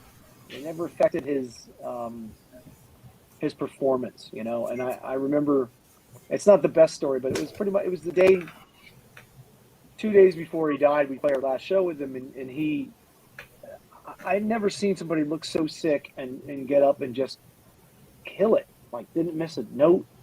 The guy had lung cancer, and he was, stage 4, lung cancer, and he was singing background vocals, and moving around on stage. I know he was really sick at the time. We didn't know at the time that he was that sick, but knowing now, what I know now, and looking back on it, it's just amazing performer, and music meant everything to him. I mean, to his own, I think, demise, it was the most important thing in his life. I love stories about him. I love his I don't give a shit attitude about a lot of things. I loved, when we got together with him, he was in a halfway house, and he was working on his addictions, and he was making a lot of progress, because I know his band was really important to him, and to me, having somebody like Jimmy who has this history with all my heroes, Phil Lynott and Ronnie and Richie Blackmore, and just all the guys that he played with, to have him be so supportive of what I was doing, and was a real big deal to me. The one thing that just popped in my mind about him was, we have a song called Star Maker, Last in Line, and when I wrote it, I just used it as a word to kind of fill space, and it worked. And I said, I was talking to him, said, I don't really want to use this because it's a little too close to Stargazer. It's a little too close to the Rainbow song Stargazer. And he was like, who fucking cares? Like, literally, who fucking cares? It's my song. I don't give a shit. Just do it. Like, okay. So we did it. And then when he passed, his daughter put it on his headstone. So it says, Jimmy Bain from Stargazer to Star Maker, so he was a good friend, and he just had some issues, and but we loved him. So we just loved the guy. So and there's not a lot of people who play bass like that anymore. There's him, Hugh McDonald. Phil kind of comes from that old school sort of 60s moving James Jamerson. When bass players were bass players and they weren't just like following the root note. He was one of those guys. So anyway. Gotcha, brother. And just a curiosity question. I mean, if there's anything you can speak on this, when Jimmy passed, you guys were on the Def Leppard cruise. Like, that had to have been sort of like a difficult thing to have somebody pass away on a cruise like that. Like, what can you say about the way it was handled? Like, was it easier than an outsider or fans would think? Were people able to get to Jimmy, like the proper authorities to take care of him? Yeah. I mean, well, I did learn a lot about that while I was out there. I mean, I do know that the morgue is right across from the jail on a cruise ship. So if you get in trouble and you're in the jail, you're right across from the morgue. So they've had this happen before, and there's a procedure that they followed. The staff was great.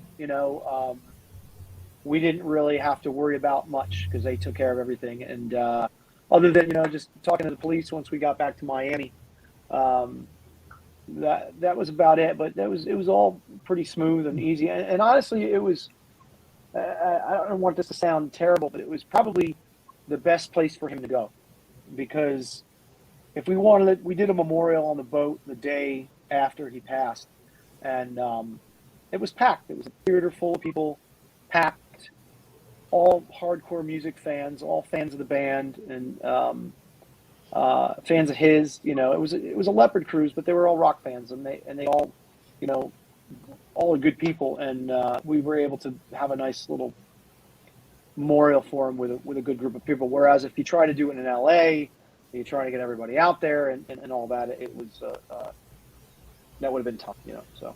I got you, man. That's crazy. It was quite an ordeal. Yeah. Yeah, it makes sense now that it's kind of rattling around in my head that there would be a facility just in case something like that would happen, but I never really thought about it like that until now. I was thinking more along the lines of like, did they have to dock the boat? Did they have to find a pier that was close? I didn't realize that they would have been prepared for such a scenario, and it does make sense that they would. When I found Jim, he was gone already. So there wasn't any sort of like trying to resuscitate or any sort of medical emergency. He was gone already. So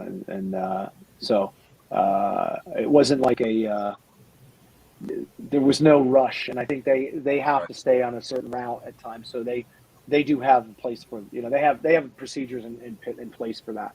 So. For sure, I got you, man. Definitely. We miss you, Jimmy Bain. You're definitely a great man, Yeah, we do. Keep rocking up there in the ultimate heavenly band, man, for sure. Angel, let's bring you back in, my good dude, with some more questions from the Summoners and yourself. Cool. What is your favorite Last in Line song to sing? If there's a few you could share. Give Up the Ghost. I love that one.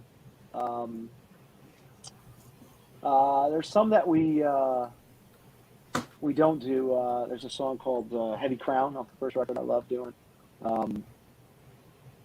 But yeah, I mean, I don't really. They're all fun. Electrified's another one because it's just really fast punk rock sort of song, and it's got some challenging timing in it. So I guess that's good. That's about it.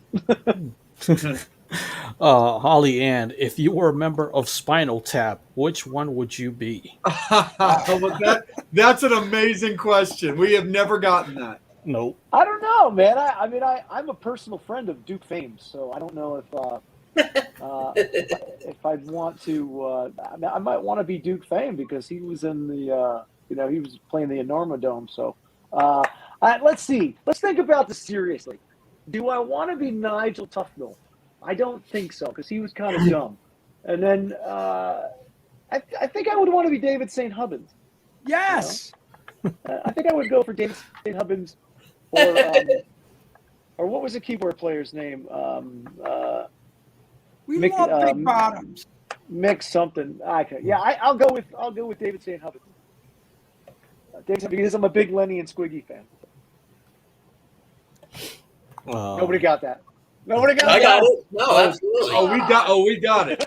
So, wait, got to interject real quick. You talked about Paul's. Now, this is my baby. Hold on one. My baby. Oh, I like that. Oh, look, Yeah. Mr. Lemon. Don't fondle it, you know. Don't fondle. Babe, be careful, Bobby. Baby don't like that. Yes, Yeah. from 59. Wow, very cool. Oh, I love it. Look, this thing is, I haven't had this much wood in my hand. Your Ever. entire life. Since last night. Wow. But I'm telling you, this is the best wood you can have in your hand right now. I mean, oh, It's nice. I like nothing like aged wood. it. Yeah. Yeah. This and Tony.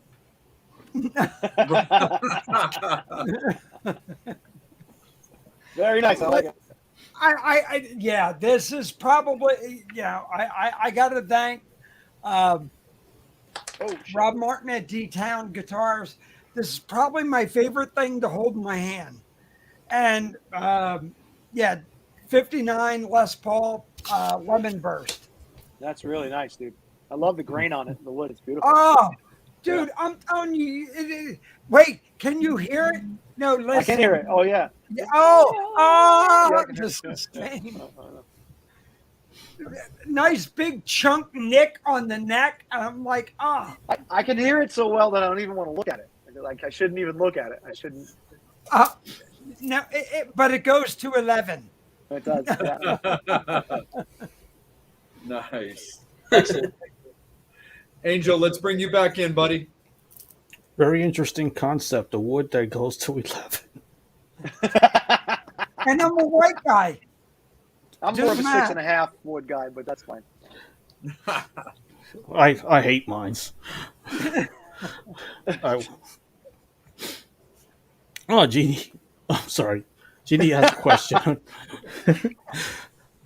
Will lies, deceit, and treachery ever reunite? I doubt it. Ooh. I doubt that would happen. Why? I mean, now I think they broke up. I think Bullet Boys are broken up now, but I don't see us. Yes, they did. Fuckers. Yeah, me and Jimmy will be playing together again, but I can't see. I mean, I love those guys. I mean, they're all good guys, you know. I don't know if all of them want to work with me. So Why? well, I'm a dick, so, you know, because I don't take shit, man. I don't take shit. I like if it doesn't make sense, I can't do it. You know, it's gotta be. I'm not big with excuses. You know what I mean, if we want to work, let's work. Let's fucking do a record. Let's do some shows. And if not, then why? You know, then why are we doing it? You know, we gotta. And if you want to just go out and play the old catalog, I'm down for that too. But let's not bullshit each other. Let's get it done. Yeah. So, but like I said, I've been friends with Jimmy for a long time, and I would work with him in a heartbeat. So. For sure. And If just the as other a guys side- were around, sure, I'm down for it. Sure, whatever. Yeah. And just as a side note for any fans that are just tuning in with us, we did tackle some LDT earlier in the interview, so you guys can definitely circle around at your own convenience to check that out too, because Andrew definitely tackled that a little bit early. Just wanted to let any new watchers in know that we covered that a little bit as well for a little bit more in depth. Stay with it, Angel. Ashley, Andrew, can you put in a word with Last in Line guys to bring back the sickness chats? Well, I'd be the guy you'd have to talk to get back into that. I'm not a big fan of the sickness chats. So, yeah, that was fun. You know, we had, I don't know if you guys are aware, but we had this thing during the pandemic where we did something like this. We did like a round table, you know, talking about our weeks, our days, our months, or whatever, and it kind of became, I don't know. I mean, I'm sure if they wanted to do it, sure, I'd be down to do it, but it's just not. Certain people don't want to do it, or they act like on camera that they don't want to do it. So we just, you know, it's like there's bands that I'm in right now I'm not going to name them, but it's like pulling teeth to get things done sometimes. So I get very tired of trying to motivate people. So, you know what I'm saying? It's like, Yeah.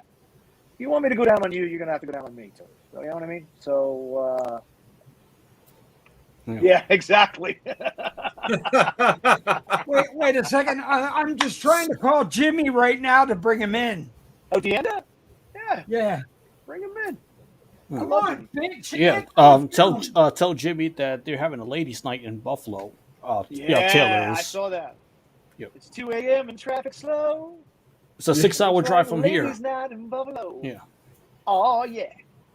You know, I did a cover with some friends of mine. It was supposed to be a pandemic cover, but we never finished the video for it. It was of Tobacco Road, and it's fucking dope. It sounds really good. Yeah. Nice. Well, maybe someday that'll come out. I'm not sure where this happened, but what was it like for you when you filled in with Def Leppard when Joe lost his voice? Well, that happened when the same day that Jimmy died. It was right after we found out about Jimmy, like an hour or two later, we went and did a Def Leppard show, and Joe had lost his voice, and we were on the Def Leppard cruise, and Joe lost his voice, and they asked me to fill in on a few songs, and I mean, I didn't sing the whole show, but Vivian sang a song. I think Phil sang. Colin sang a couple songs, and then Kip Winger and what's his name from Mr. Big, Eric Martin. Sang off of they were terrified. The two of them, they were singing a song like off of a sheet, just glued together trying to sing this song. So between all of us, we got them through a set, and yeah, it was pretty crazy. I mean, when Joe Elliott comes over and asks you to sing for his band, that's I don't know how you guys feel about it, but I think Joe's like one of the biggest rock stars on the planet. Look, Oh, absolutely. 100%. I seen Joe open up for Ted Nugent and the Scorpions the first year, Scream Dream tour, and then our great buddy Steve Brown, who's done double duty on everything. Yeah. We love Steve. Yeah, for sure. I remember being at M3 a while back when Tammy got really, really sick and had to be hospitalized. And Faster Pussycat still played the gig, but they had guys like, Ted Poley and Vixen and Chad on drums, who's got a great voice anyway, sang. Yeah. And so when Ted was up there, they were calling it Faster Polecat. And That's funny. When they had, Janet up there from Vixen singing, and it was very, very cool. They did the whole set with guest singers. It was super duper rad, for That's sure. Cool. Yeah, very cool. Right back to you, Angel. And just a fan comment from Jeannie. Andra was at the Last in Line show at Pence Creek, Jim Thorpe, PA. The meet and greet was fantastic. I so appreciated you guys chatting with everyone and taking pictures. The show was rocking and made the long day worthwhile. Thank you so much for being cool. Oh, I mean, that's my pleasure. I mean, you guys, you gotta, your fans are your life's blood, so our fans are so cool. They're always so nice, and it's an easy thing to do. So, and that was a really cool venue to go to too, but it was freezing cold that day too. So, hello, Poconos. It's Jim Thorpe, Mock Chung. Oh my God, it's cold as shit up there. Yeah, Even it was July, freezing. it's cold. I think this was back in October. I think October and November we were there. Yeah. Hey, Andrew, real quick, with you guys doing all this, do you pull any of the old Sabbath out as a tribute to Ronnie? No, we don't. This isn't a tribute to Ronnie anymore. It's not a. It's becoming an original band. It's actually become an original band. This will be our 10-year mark this year. So that we've been together as a band, and we don't. The only stuff we do is what Vinny and Vivian played on together. We don't do anything that's really a cover. You know what I mean? Because it's their. We don't even do songs that they weren't. I wouldn't say that all of them are like that. If they didn't have a hand in writing them, we don't do them. So like I had mentioned a while back, I was like, hey, why don't we do what the hell was it? I can't remember what song it was, but it was Eat Your Heart Out, I think it was. I said, why don't we do Eat Your Heart Out? That'd be a good one. And they're like, no, both of them. No, it's a Ronnie song. That's a Ronnie song. Oh. So and that's the thing when you play with these bands, these songs have meaning to you from your, from growing up in your youth. And they have different meanings to these guys where they were around when the shit was going on and what they were writing about. And, that song was about something that they didn't want to deal with anymore. They didn't want to talk about anymore and be around anymore. Yeah, but it's interesting you bring that up. Songs like "I" off of Sabbath, we're never going to hear again. Yeah. Which Ronnie we might do something. Well, Vinny does this thing where he goes out and plays. He plays all the Sabbath stuff, and people. There's like a cover band, I think in Ohio or something that does. They do all Sabbath stuff, and they bring Vinny out as a special guest, and they play, Vinny Appice's Black Sabbath, Vinny Appice's Dio, and so they play, because Vinny played with Ozzy too, so so they do, Vinny's catalog, Vinny's career basically. So I was talking to him about, hey, we should do that ourselves, and maybe we should do that, because I have an agent friend who does a lot of that stuff, and we'll go out and do, the Sabbath stuff and the Rainbow stuff, and maybe not so much the Rainbow stuff, but the stuff that Vinny did and was involved with, because Vinny played with Ronnie a lot longer than Vivian did, so we just kind of focused with Last in Line on the Vivian stuff, but me and I might go out or at least get Vinny set up to do that, with my agent friend and see if we can, maybe do something when Vivian's out with Leopard, be something fun to do. Yeah, well, look, I work with Neil Zaza, and Ripper did all the shit with Priest, and I kept going, look, it doesn't hurt to put it out because nobody's going to hear it anymore. Yes, and people want to see it. I know there's probably about 10 guys that making comments on Metal Sludge or Blabbermouth, saying they hate, 10 guys are posting 10, 15 times under different names and, saying how much this sucks and everybody should hang it up. But, as far as I'm concerned, that's my man's legacy, and he should be able to go out and do whatever the fuck he wants with it. And if he wants to have me come out and do it with him, I'd be happy to, because I love doing that stuff. Hey, Andrew, you, Ripper, everybody who's going out, kudos to you guys. We love the fact that what you're doing, and Viv, Steve Brown. Look, we can't thank you guys enough for going out there, and we're all getting old, dude. Yeah, act accordingly, right? We're all getting fucking old. Yeah, I know. Oh, believe me, I know. Absolutely. We're not going to be around forever, and if you guys can do it, thank you. Yeah, we'll see what happens. You never know. That being said, we'll pull out like Heaven and Hell or something at a sound check, just to see if Vivian remembers it, But like we'll also do like Photograph for Wasted, just for for ha-has, just for fun to do something different at a sound check, And it's usually during like meet and greets, just so people go. Okay, I gotta make you laugh before you go. So where's he going now? I don't know. Phil came over and did his blues band. His Delta Deep. Phil Collins. Yeah, Delta Deep. Yeah. So this is funny as shit. Uh-oh. Well, while he's digging that out, Andrew, when you do like some of the Dio stuff outside your originals, I've always loved your rendition of We Rock. I think it's absolutely fantastic. Thank you. I love your tone for that, man. Thank you, man. Appreciate that. 100% for sure.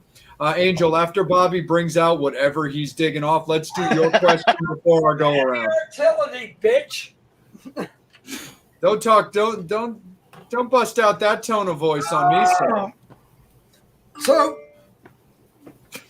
Phil came over and goes, "I need a bass amp." I'm like, "Well, if you're gonna use it, sign it." Oh, cool. They sign it? Cool. Yeah, use Awesome. my cube. You know, Yeah. I was like, "Phil, look." Who played bass for him? Was it what's his name? DeLeo? Robert DeLeo? No, it was Phil. He was doing Delta Deep, and it was like, I'm like, dude, go ahead and come over. So I do a lot of shit with Adam Reaver, who we're gonna be having on here soon. But that's what I'm saying, dude. Go out and do the shit. We're not gonna be able to hear this stuff. No, I agree with you. Yeah, I agree. Absolutely, for sure. Angel, let's kick it down to you real quick, man. If there's anything from the fans or a question from yourself. 2 more quick fan questions. How about another Hand Valen show? Yeah, that was we had a Van Halen tribute band we did here in Vegas. Me and a couple of my friends. Me and Mark Bowles was playing bass. Mark Bowles from Ingve's band, singer. He was playing bass and a couple other guys, and we did a couple of. Every now and then we'll do a Van Halen thing, you know. But since Eddie died, we've only done one, and it was during the pandemic. Really? We did it like a telethon. Yeah, we haven't really done much. Yeah, so no, we'll see. I like Chris Brady and I, who plays with Hell Yeah. We were talking about doing something with the Van Halen stuff. I'm a huge Van Halen fan, and I love doing it. You know, we did a benefit, myself and Jeff Duncan from Armored Saint, and Ox Fox played, and there's a bunch of players from town. We did a benefit at Vamped here in town, and for Mr. Holland's Opus, and they sent me the set list. They said, "What do you want to sing?" And I said, "I want to sing all of it." And I did most of it. Like I did most of the night. I did like 20 something songs, and there was about 6 or 7 other singers that came in too. But I was like, "Yeah, ask them what they want to do, and I'll do the rest." Nice. Well, big shout out. Friday, People Magazine is putting out the edition with Valerie Bertinelli on Oh, cool. Eddie and everything. Next week in Philadelphia is Wolfie with Dirty Honey, Okay. which we will be representing. I will be in Key West sunning my ass. Wear you're a doing- mask. Not at the beach, baby. Not at the beach. There's no fucking beach in Key West. You'll get a clamshell in your ass. There's a little one there. It's a little one. Just drink. It's so Buffett. Nice. Go ahead, Angel. Bring that last question in. All right. This fan was actually at the Def Leppard cruise, Toyja Parks.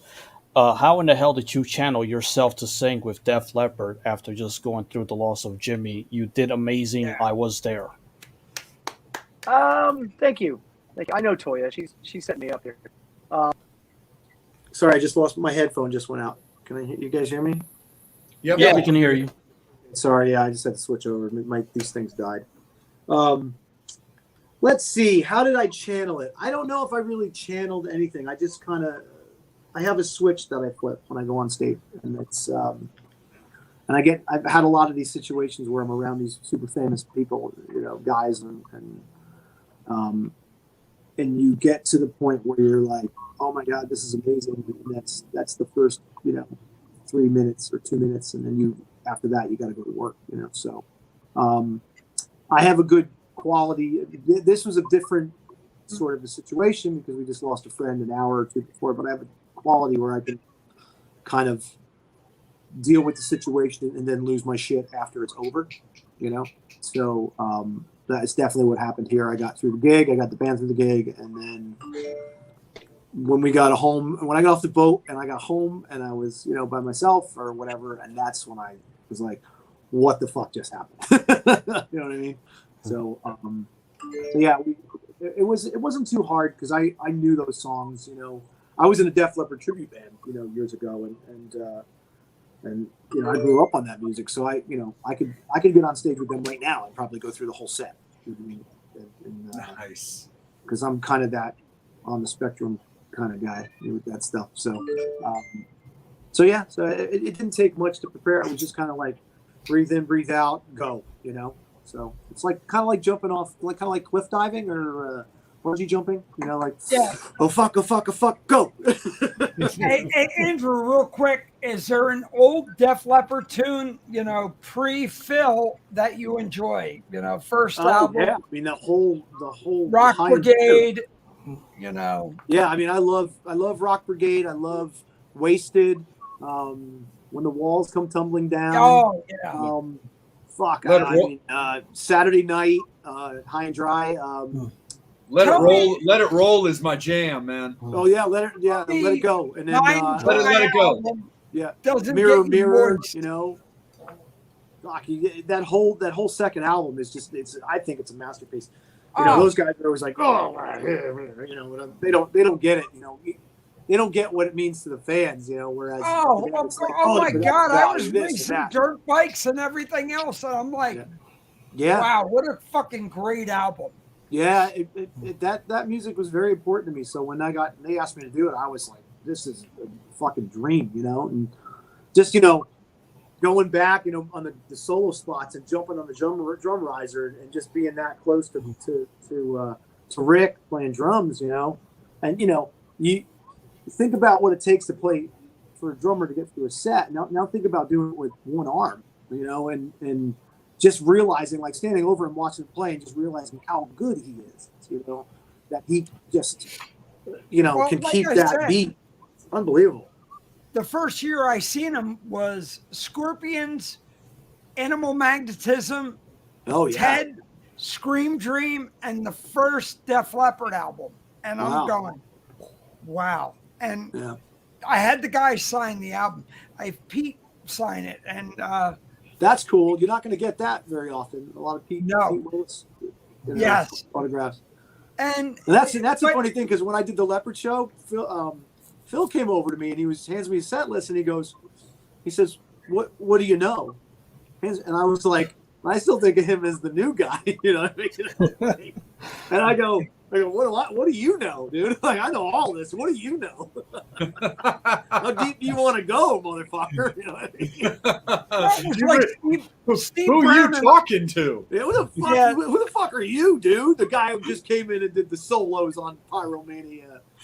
I mean, I love Phil. I'm just kidding. Phil's been the nicest guy to me, and you know, but I've been a fan that long. Where I remember Pete. You know, I remember Pete Willis being a very important part of the band, and when I remember when Phil came in, I was young, you know, and I'm like, what happened to Pete? You know, shit, where's Pete? But you know, Phil and Joe are, you know, the driving force of that band. You know, they really are. So. Yeah, Andrew, we're gonna get a real laugh. We're gonna get a real laugh out of this episode when Blabbermouth turns that shit into clickbait, dude. It's like Andrew Freeman calls out Phil Collins is claiming his legitimacy to the Def Leppard catalog.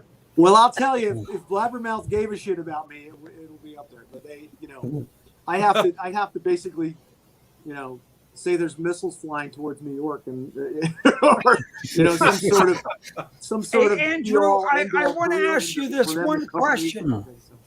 Pour some vodka on me. You were the new guy, and Steve Brown, and we love Steve. He's been on the show, and we're really close with him. The two of yous doing this, I gotta say, is it like being in a porn? Is it like, oh my God, can I get up for this? You damn sure for the Leopard thing? Yeah, I mean I it was even probably asked a little Brown more about it. I'm like, dude, how do you go on stage and you have double fucking duties sometimes? Well, I mean, you got to give Steve credit, because Steve's done it twice at two different times. Like, he covered for Viv and then he covered for Phil. Yeah, and he covered for Phil on a moment's notice. So that's, you know, I know Steve's a really talented guy. I mean, he had to do way more than I did, because he actually was doing like repeat shows. That's like you know, rock and roll Viagra. But you Yeah. really got to depend on that shit to keep that puppy out. Yeah, but you know Steve's personality. he never met a gig he didn't like, man. That guy could get through anything, man. He's a great player. He could. Same thing with our guest last week, Phil X. Yep. Motherfucking guy. That guy's phenomenal. Yeah. Phil, give him fucking kudos on everything. Yeah. Absolutely, 100%. So, Bobby, let me jump in here right quick. Go for it, Fans, Bobby. Metal Summoners, it is last call for alcohol, guys. So far, we've cleared the board of all questions for Andrew, but this is your opportunity to get any final comments, questions that you want to Andrew into the comment section. So when we kick it to Angel, we can make sure that Andrew gets those things answered for you guys. So last call for alcohol for fan questions. But Psycho Steve, let's kick it down to you, man, to start wrapping up our final segment. Okay, we talked about it briefly before we did the show. We talked about Brothers in Arms. Oh yeah. Yeah. So Jack was also a guest on our show. Cool. So how did he contact you? Did you know him because he's a New Jersey, New Yorker guy, or Let's see. I met Jack in L.A., but I was aware of Jack when I lived in New York because when he was playing with Sabotage. right? But I met Jack. I think. Well, I mostly met Jack at where was it? At the NAMM convention. So every year I'd see Jack at the NAMM convention. We have mutual friends and just kind of met that way. So and then just always threatened to do a project together, and he contacted me about this, and this turned out to be a lot more than I thought it was going to be because I don't The know. album's fantastic. I have not taken it out of my CD player. I listened to it like 15 times so far. I like the songs that he sent me. One kind of reminded me of like an old Kiss song. Last to Know, I think it really reminded me of something off of like Dress to Kill or something. It had that old Les Paul Marshall vibe from the early '70s, and the other one's escaping me. I can't remember the name of the other song, but that was it's killing me. I can't think of it. I have it down on the ground over here on the shelf. I can't remember. You can tell me the song. I don't know what the other song was. But yeah, it was a good experience. I didn't really meet anybody else in the band. It was mostly through Jack, and I know they've been doing a lot of promo with it. So yeah, you guys kind do of it came live. about. Huh? I would love to see it live with all of you do it. That'd be fantastic. Yeah, that might be something they'd want to do here in Vegas, maybe, or something. I don't know logistically how that could work, but I'd do another one if you. I like Jack. Jack's a good guy. He's just one of those guys that's he's a hard worker, and I don't think he's gotten the recognition that he deserves over the years. He's a great guitar player, great guy, and just super. He looks like a mean dude. You know what I mean? I know. He's salt to the earth, man, and he's got the best abs in the business. For sure. Absolutely. I think he does sit-ups. I'm not sure. just a couple. Yeah. Why? He's so mean, but he's a little puppy dog, and I like him a lot. Who's that? Steve? No, I'm talking about Jack Frost. Jack Frost. Yeah. Jack and Phil, though, could have an ab off, dude. Phil, which Phil? Colin. Oh, Phil Collin? Yeah. Yeah. All I heard was Jack off. Yeah, but you got to give Jack got to win that because he doesn't have the personal trainers and the time and the money that Phil has. I'll pick Jack on that one. That's a good point for sure. So, Andrew, the direction that I want to take you real quick is back into my neck of the woods because you used to live in Massachusetts for a while, and I'm from Massachusetts. Okay, cool. So let's talk a little bit about 30 Stones when you did the record with them because it was also produced by Zeus, which is very cool. Yeah. Chris, he's a good buddy of mine. We did. He had a little studio in Hadley, Mass. It's right by Amherst. It's right down the road there from Amherst. And yeah, he was the guy in the area in Western Massachusetts, and it was around the time all those bands were starting to take off, like Shadows Fall and Killswitch Engage, and yeah, because you were touring with bands like Dope and Seven Dust and Power Man 5000, who I all love. In fact, Ty, the current guitar player for Power Man 5000, has been on the show as well. Yeah, and who's his name? What's his name? Was their guitar player for a while too? He was a Mass guy as well. he played with Power Man for a while. I can't remember his name off the top of my head. But yeah, we did some regional stuff with those guys. We did like multi-band stuff, a lot of stuff in Worcester at the Palladium. We played that a lot, and then at that time, Massachusetts had a really good rock scene. And Godsmack had just broke and were Stained so Zeus was one of the guys. There was two studios that I was aware of. It was Zeus's place and in Hadley, and then there was I can't remember his name, but he's the guitar player in Killswitch Engage, and he had a place as well. It was Adam Clayton. Adam, yeah. And he had a great place too. So all the bands would record in their places, and Shad would go to Zeus, and Shadows Fall was Zeus's band, and then Adams, obviously he would switch. So, but Zeus had bands too back in the day. He was playing. Yeah. Chris was definitely always active with that kind of stuff. And when you were doing 30 Stones, like were you and playing guitar and co-writing the album and everything, like were you just kind of looking for a band at the time, or were you just kind of like dabbling a little bit in producing and stuff like that? Like, how did that work? I joined that band because I was producing them. I was up at this studio called Longview Farms, this place in North Brookfield that Aerosmith and the Stones recorded at, and like a lot of big '70s bands. And it was it was kind of towards the end of the old big studio with the big new console, and where they take a barn and convert it into in a farmhouse. They converted them into two different studios, and we started working up there, and from my connections from the studio I worked at doing Doug, worked up into that place.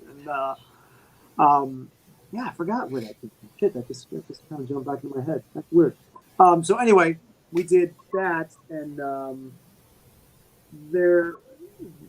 I took over on guitar. It was two guitar players, and I just said to the guys, I said, look, this would go a lot quicker if it was, a one guitar player band. I'm not against getting the second guy, but it's just this guy's not working out that we had. And so we went from there, and then we started working on stuff, and there was just this Western Mass sound that was happening. Kill Switch and Shadows Fall, and I can't remember the other one. The guy used to sing for Shadows Fall. He's in another band now too. I can't remember the name of the band, but they're a hardcore band, and they're a pretty popular band. Ollie was their guitar player. Do you remember Ollie? He passed away a couple years ago. Oh yeah, I do for sure. I can't remember. Fuck. I can't remember their names, but I didn't really know them that well anyway. But they were the other band that was from there. We started working with Zeus because Zeus was the guy at the time, and now he's like Rob Zombie's right-hand guy now. So he's doing the new Queensryche record too. I think he did the last one as well. So and Hatebreed was coming in and out of there a lot when we were playing. So it was like Art Project and Hatebreed and Shadows Fall were like, but those guys were way more successful than our band was, because we were more like a Godsmack, Stained, Deftones sort of band, whereas they were more the hardcore thrash sort of thing. I got you, man, for sure. That's super duper cool, man. That's a really, really cool story, because I'm familiar with all that stuff, especially just from being a New England boy and all that kind of stuff. So I love reminiscing about anything like that for sure. But Andrew, we definitely don't want to take up too much of your time, buddy, because we're about to hit the clock for the second time during this, which is super duper awesome. So we really appreciate it, man, because it definitely hasn't felt like that. But Angel, let me kick it down to you, brother, for a final question from yourself or any fan questions that might have popped up. We definitely got two more fan questions. Darlene wants to know, what's your favorite thing to do? Is that a pussy going across the screen? Always, dude. They're all for me, baby. Share the wealth. Oh, sorry. Jay. Darlene, your question. What is your favorite thing to do with your I thought you were answering it for me. My favorite thing to do. I mean, it's like it happened on cue. Yep, it did. I know it is. It's great. What's my favorite thing to do? I guess do plumbing, and I put a new sink in over the holidays in the kitchen. I drive my son to baseball practice. I like watching my son play baseball. That's one of my, if not my favorite things to do. One of my favorite things to do. How old is your son? He's 12. Awesome. And he's kind of a hot shit baseball player out here. So he's he plays. He's a shortstop. We just switched teams, so he's starting up again tomorrow. Practices start tomorrow. And that's why it took me so long to get back to you about this. I was like, when's practice? Because I got, we're starting with a new team. I want to go get the lay of the land and stuff, So I'm basically a soccer mom, with, baseball dad. So I love doing that. I have a cover band. I do. You're a soccer mom with a baseball bat. That's going to be the best line. Wink, wink, nod, nod. Yeah. So I'm basically, I'm like a Long Island soccer mom, I guess. Yeah. How you doing? Yeah. You don't drive a Volvo, do you? No, I don't. I have a nice, trusty and reliable Toyota, my friend. Nice. That's awesome. Yeah, but that's about it. I don't. I do that. I got the studio here, but I haven't really spent any time in the studio. It's been a while, and we're going to be recording the rest of the Last in Line record in like 3 weeks. Good. And I have nothing. I have nothing for it. So this is going to get hot in here soon. So nice. Oh, don't cry, Steve. The music is coming soon. In New York? I'm in. Where am I at? Where was I from in New York? No, where are you now? Oh, I'm in Vegas right now. Yeah. Too hot. Nice. No, it's fucking freezing out here right now. It's not hot all the time here. I wish it was. But it's not. Yeah. Go ahead, Angel. We got one more, bud. Yeah, I got a fan question, and Steve was crying, so I'm just going to ask this question on his behalf. He's crying. Is there a timeline as to when the next Last in Line record will come out so Steve stops crying? We have an EP. We're on a new label, and we have an EP coming out in April as kind of a buffer for the record because we can't tour the record. So the record's going to get held until we can tour. And we can't tour till after the Def Leppard Motley Crue tour gets canceled again. Don't tell me that shit. Those fuckers owe me so much money.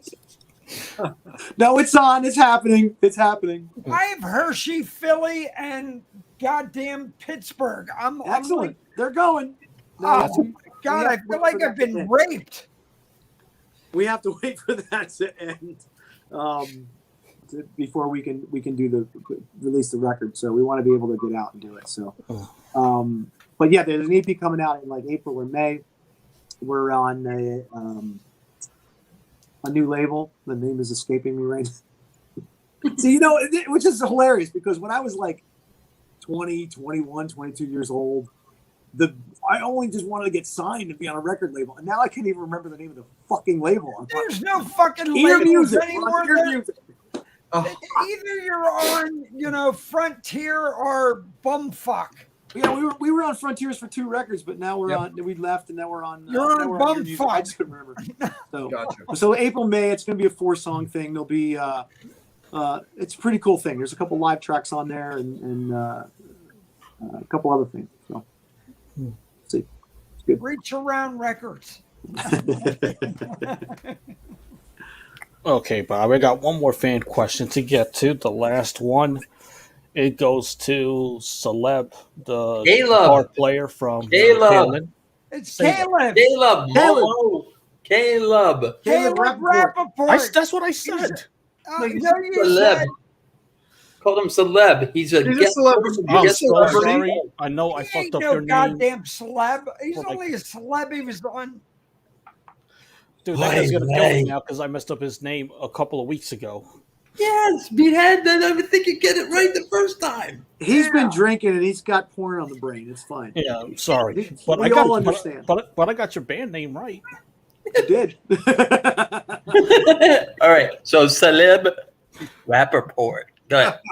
Celeb. Okay, genius. You want to ask a question? Go ahead. I'm just playing. No, it's okay.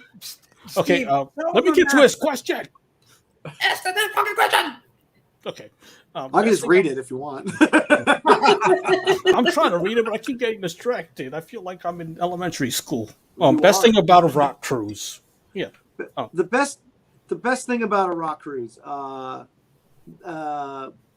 First thing that comes to mind is just you can drink 24/7. Would you do a gay rock cruise? Let's just say that. Because that's okay. There's the best part about a rock cruise is there's always 5 or 6 bands playing at the same time. Really? Yeah, the Monsters of Rock cruise, they were a lot of fun. You know, you get to, you know, I'm going to go see Queensryche tonight. After Queensryche, I'm going to go see King's X. Tomorrow, I'm going to go see, you know, whoever else. Who did I see on the cruise? Neil Zaza. What was the band from Australia? Airborne. Airborne. Airborne. No, not the guy used to be in AC/DC, the bass player. He's in another band with Angry Anderson. Oh, Rose Tattoo. Rose Tattoo. Saw them on a cruise. Fucking brilliant. So there's a lot of that, you know. So you get to see a lot of bands that you would normally see, and there's always a bunch of bands playing throughout the night. But that's the best part about it. You can just pop into different shows, and they're going on all day long, you know. So that's what I loved about it. So Andrew, real quick, what was the worst band you ever jumped on stage and went, "Oh my God, these guys shit the bed"? Trickster. No, I'm just kidding. I'm just kidding. I love those guys. I'm telling you, you're not getting any drunk here. We're gonna have shit that's coming off the wing. You know. I don't. The worst band I ever got on stage with? No, I'm just saying you went on stage and you shit the bed. Oh! That the band was terrible. That we were terrible. Either the band or you, where you just went up and went, "What the fuck?" I got on stage once. You probably never heard of it, but it was one of my old bands when I was younger in upstate New York, and I was so high. I got on stage and I never do that before I go on stage. So at that time I was in my early, and I thought, whatever. So I tried it. I smoked a little bit, and I went on stage, and I don't remember the set at all. To this day, I don't remember it at all. I just remember that. I remember the set ending. I remember standing on the mic, like I was holding the mic, you know, and I'm standing there and just looking at the audience, right? And what I thought was only like a minute, you know, just trying to create some sort of vibe. I turned around and all the gear was gone. The drums, the amps, everything was gone because they had taken it all off. And somebody's like, "Hey man, we got to set up the next band," you know? I was like, "Oh, okay." And I didn't realize. I must have been standing there for like a good 5-10 minutes, you know, just kind of like zoning out on this crowd, you know. So that was the last time I ever did that, it was like, you know? Dave's not here. One and done. I did it once, and that was it. So Nice. That's awesome, man, for sure. Well, Andrew, man, we can't thank you enough for coming on the show and being so open guys, to talking out with us, man. Like that's been our big thing for the show, dude, especially with dealing with the last couple of years, is doing our little part to keep all of you guys in the public eye and talk about everything you've got going on and reminiscing a little bit. yeah, I appreciate it, man. It's a lot of fun. That's great. Especially with the way you guys do it in this round table thing. It's I feel like that's the best way to do it. When you just sometimes it's fun if somebody's a good conversationalist and you can just have a kind of conversation one-on-one. But you have a group of guys and you're just saying stupid shit. That's always fun too. So. Andrew, we're like for the most. This is going to be so non-PC because my other half wrote the ADA. Fuck. Well, I'll be We are the most retarded people you ever see. You know, oh my God. Special needs. Well, my partner wrote the ADA. Look, I on the spectrum. Yeah. You say on the spectrum. You're the foremost on the spectrum. Oh my God. Being. We're the four most special guys. Yes. I'm like Timmy on South Park. Timmy! Bobby! Shut the fuck up. Doug did tell you that on one show. The difference is between you and Timmy is I can understand every word you're saying. Right. Absolutely. All of them. As a final thing, Andrew, for any fans and all the fans that are looking, where can you be found? Just Google me, and it pops up. Everything pops up. It's everything is usually Andrew Freeman Music, Facebook Andrew Freeman Music, Instagram Andrew Freeman Music. It should be all that, but you can't find it. Just Google it, and it all populates. So. And go to his music page. Don't go to his personal page. Yeah, don't put it on my personal page because I like put up his baseball pictures, as you probably have seen. Right. And you'll see a video. You're going to see the plumbing video soon, too, Steve. Hey, Andrew, real quick. So if people want to work with you, and, we're a big promoter of that, if people want to use you like the whore you are, like we all are, but, Never coming on the show again. Thanks, Bob. Appreciate Yeah, it. thanks a lot. He's not too far off. But yeah, okay. Hello. Like me. Look, I'm working on my next album with David Ivory and everybody else, Hailstorm. But if people want to work with you and would like to collab with you, how can they get in touch with you on that end? Again, if they you can just email me through one of the Google links. There's tons. Well, we don't want to go on your personal page because we heard. Well, here's the problem. Here's what I didn't explain to Steve.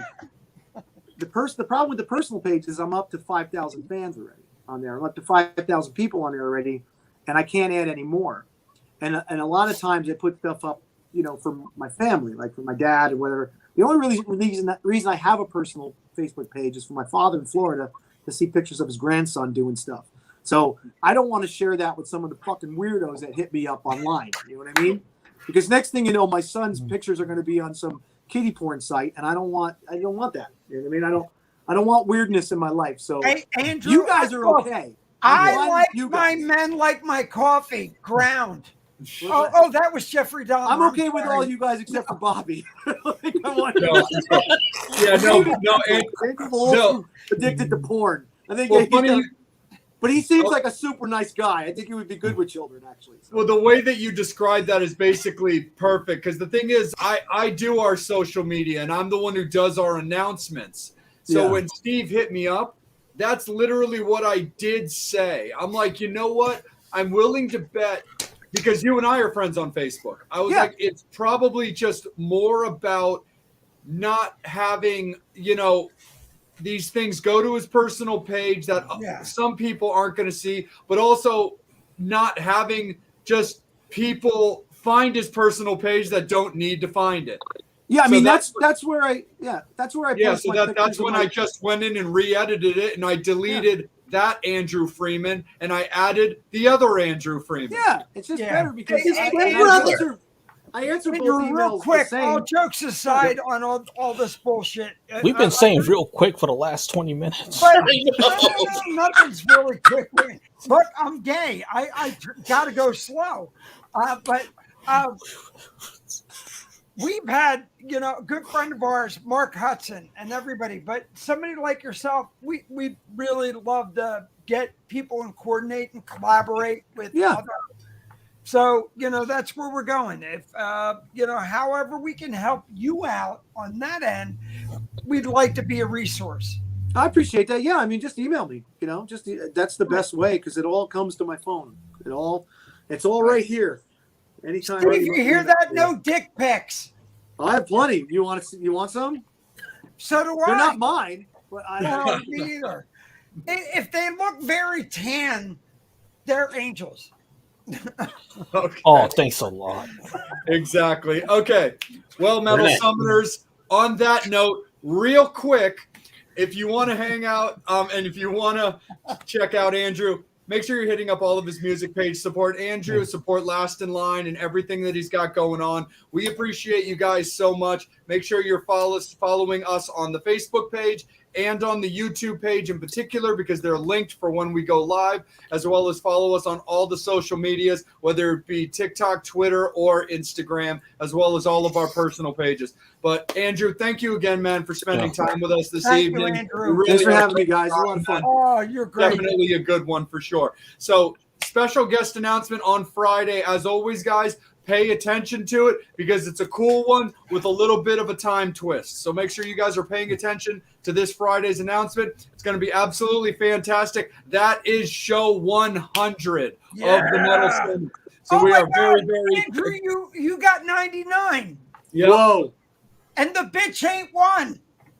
Exactly, for sure. So hit us all up on all of our socials as well. Follow us all over the place so you always see. But Facebook and YouTube, those are the biggies because that's where we're live. But thank you guys all so much. On behalf of the Island of Misfit Toys, on behalf of Bobby, Psycho Steve, Angel, and myself, we thank again Andrew Freeman for joining us this evening. And we look forward to seeing you guys next week. Pay attention to the guest announcement on Friday. It's going to be absolutely fantastic. Thank you all. We see you next week. We love you. As always, you've been watching the Metal Summit. Yeah. Take care, fellas. Thank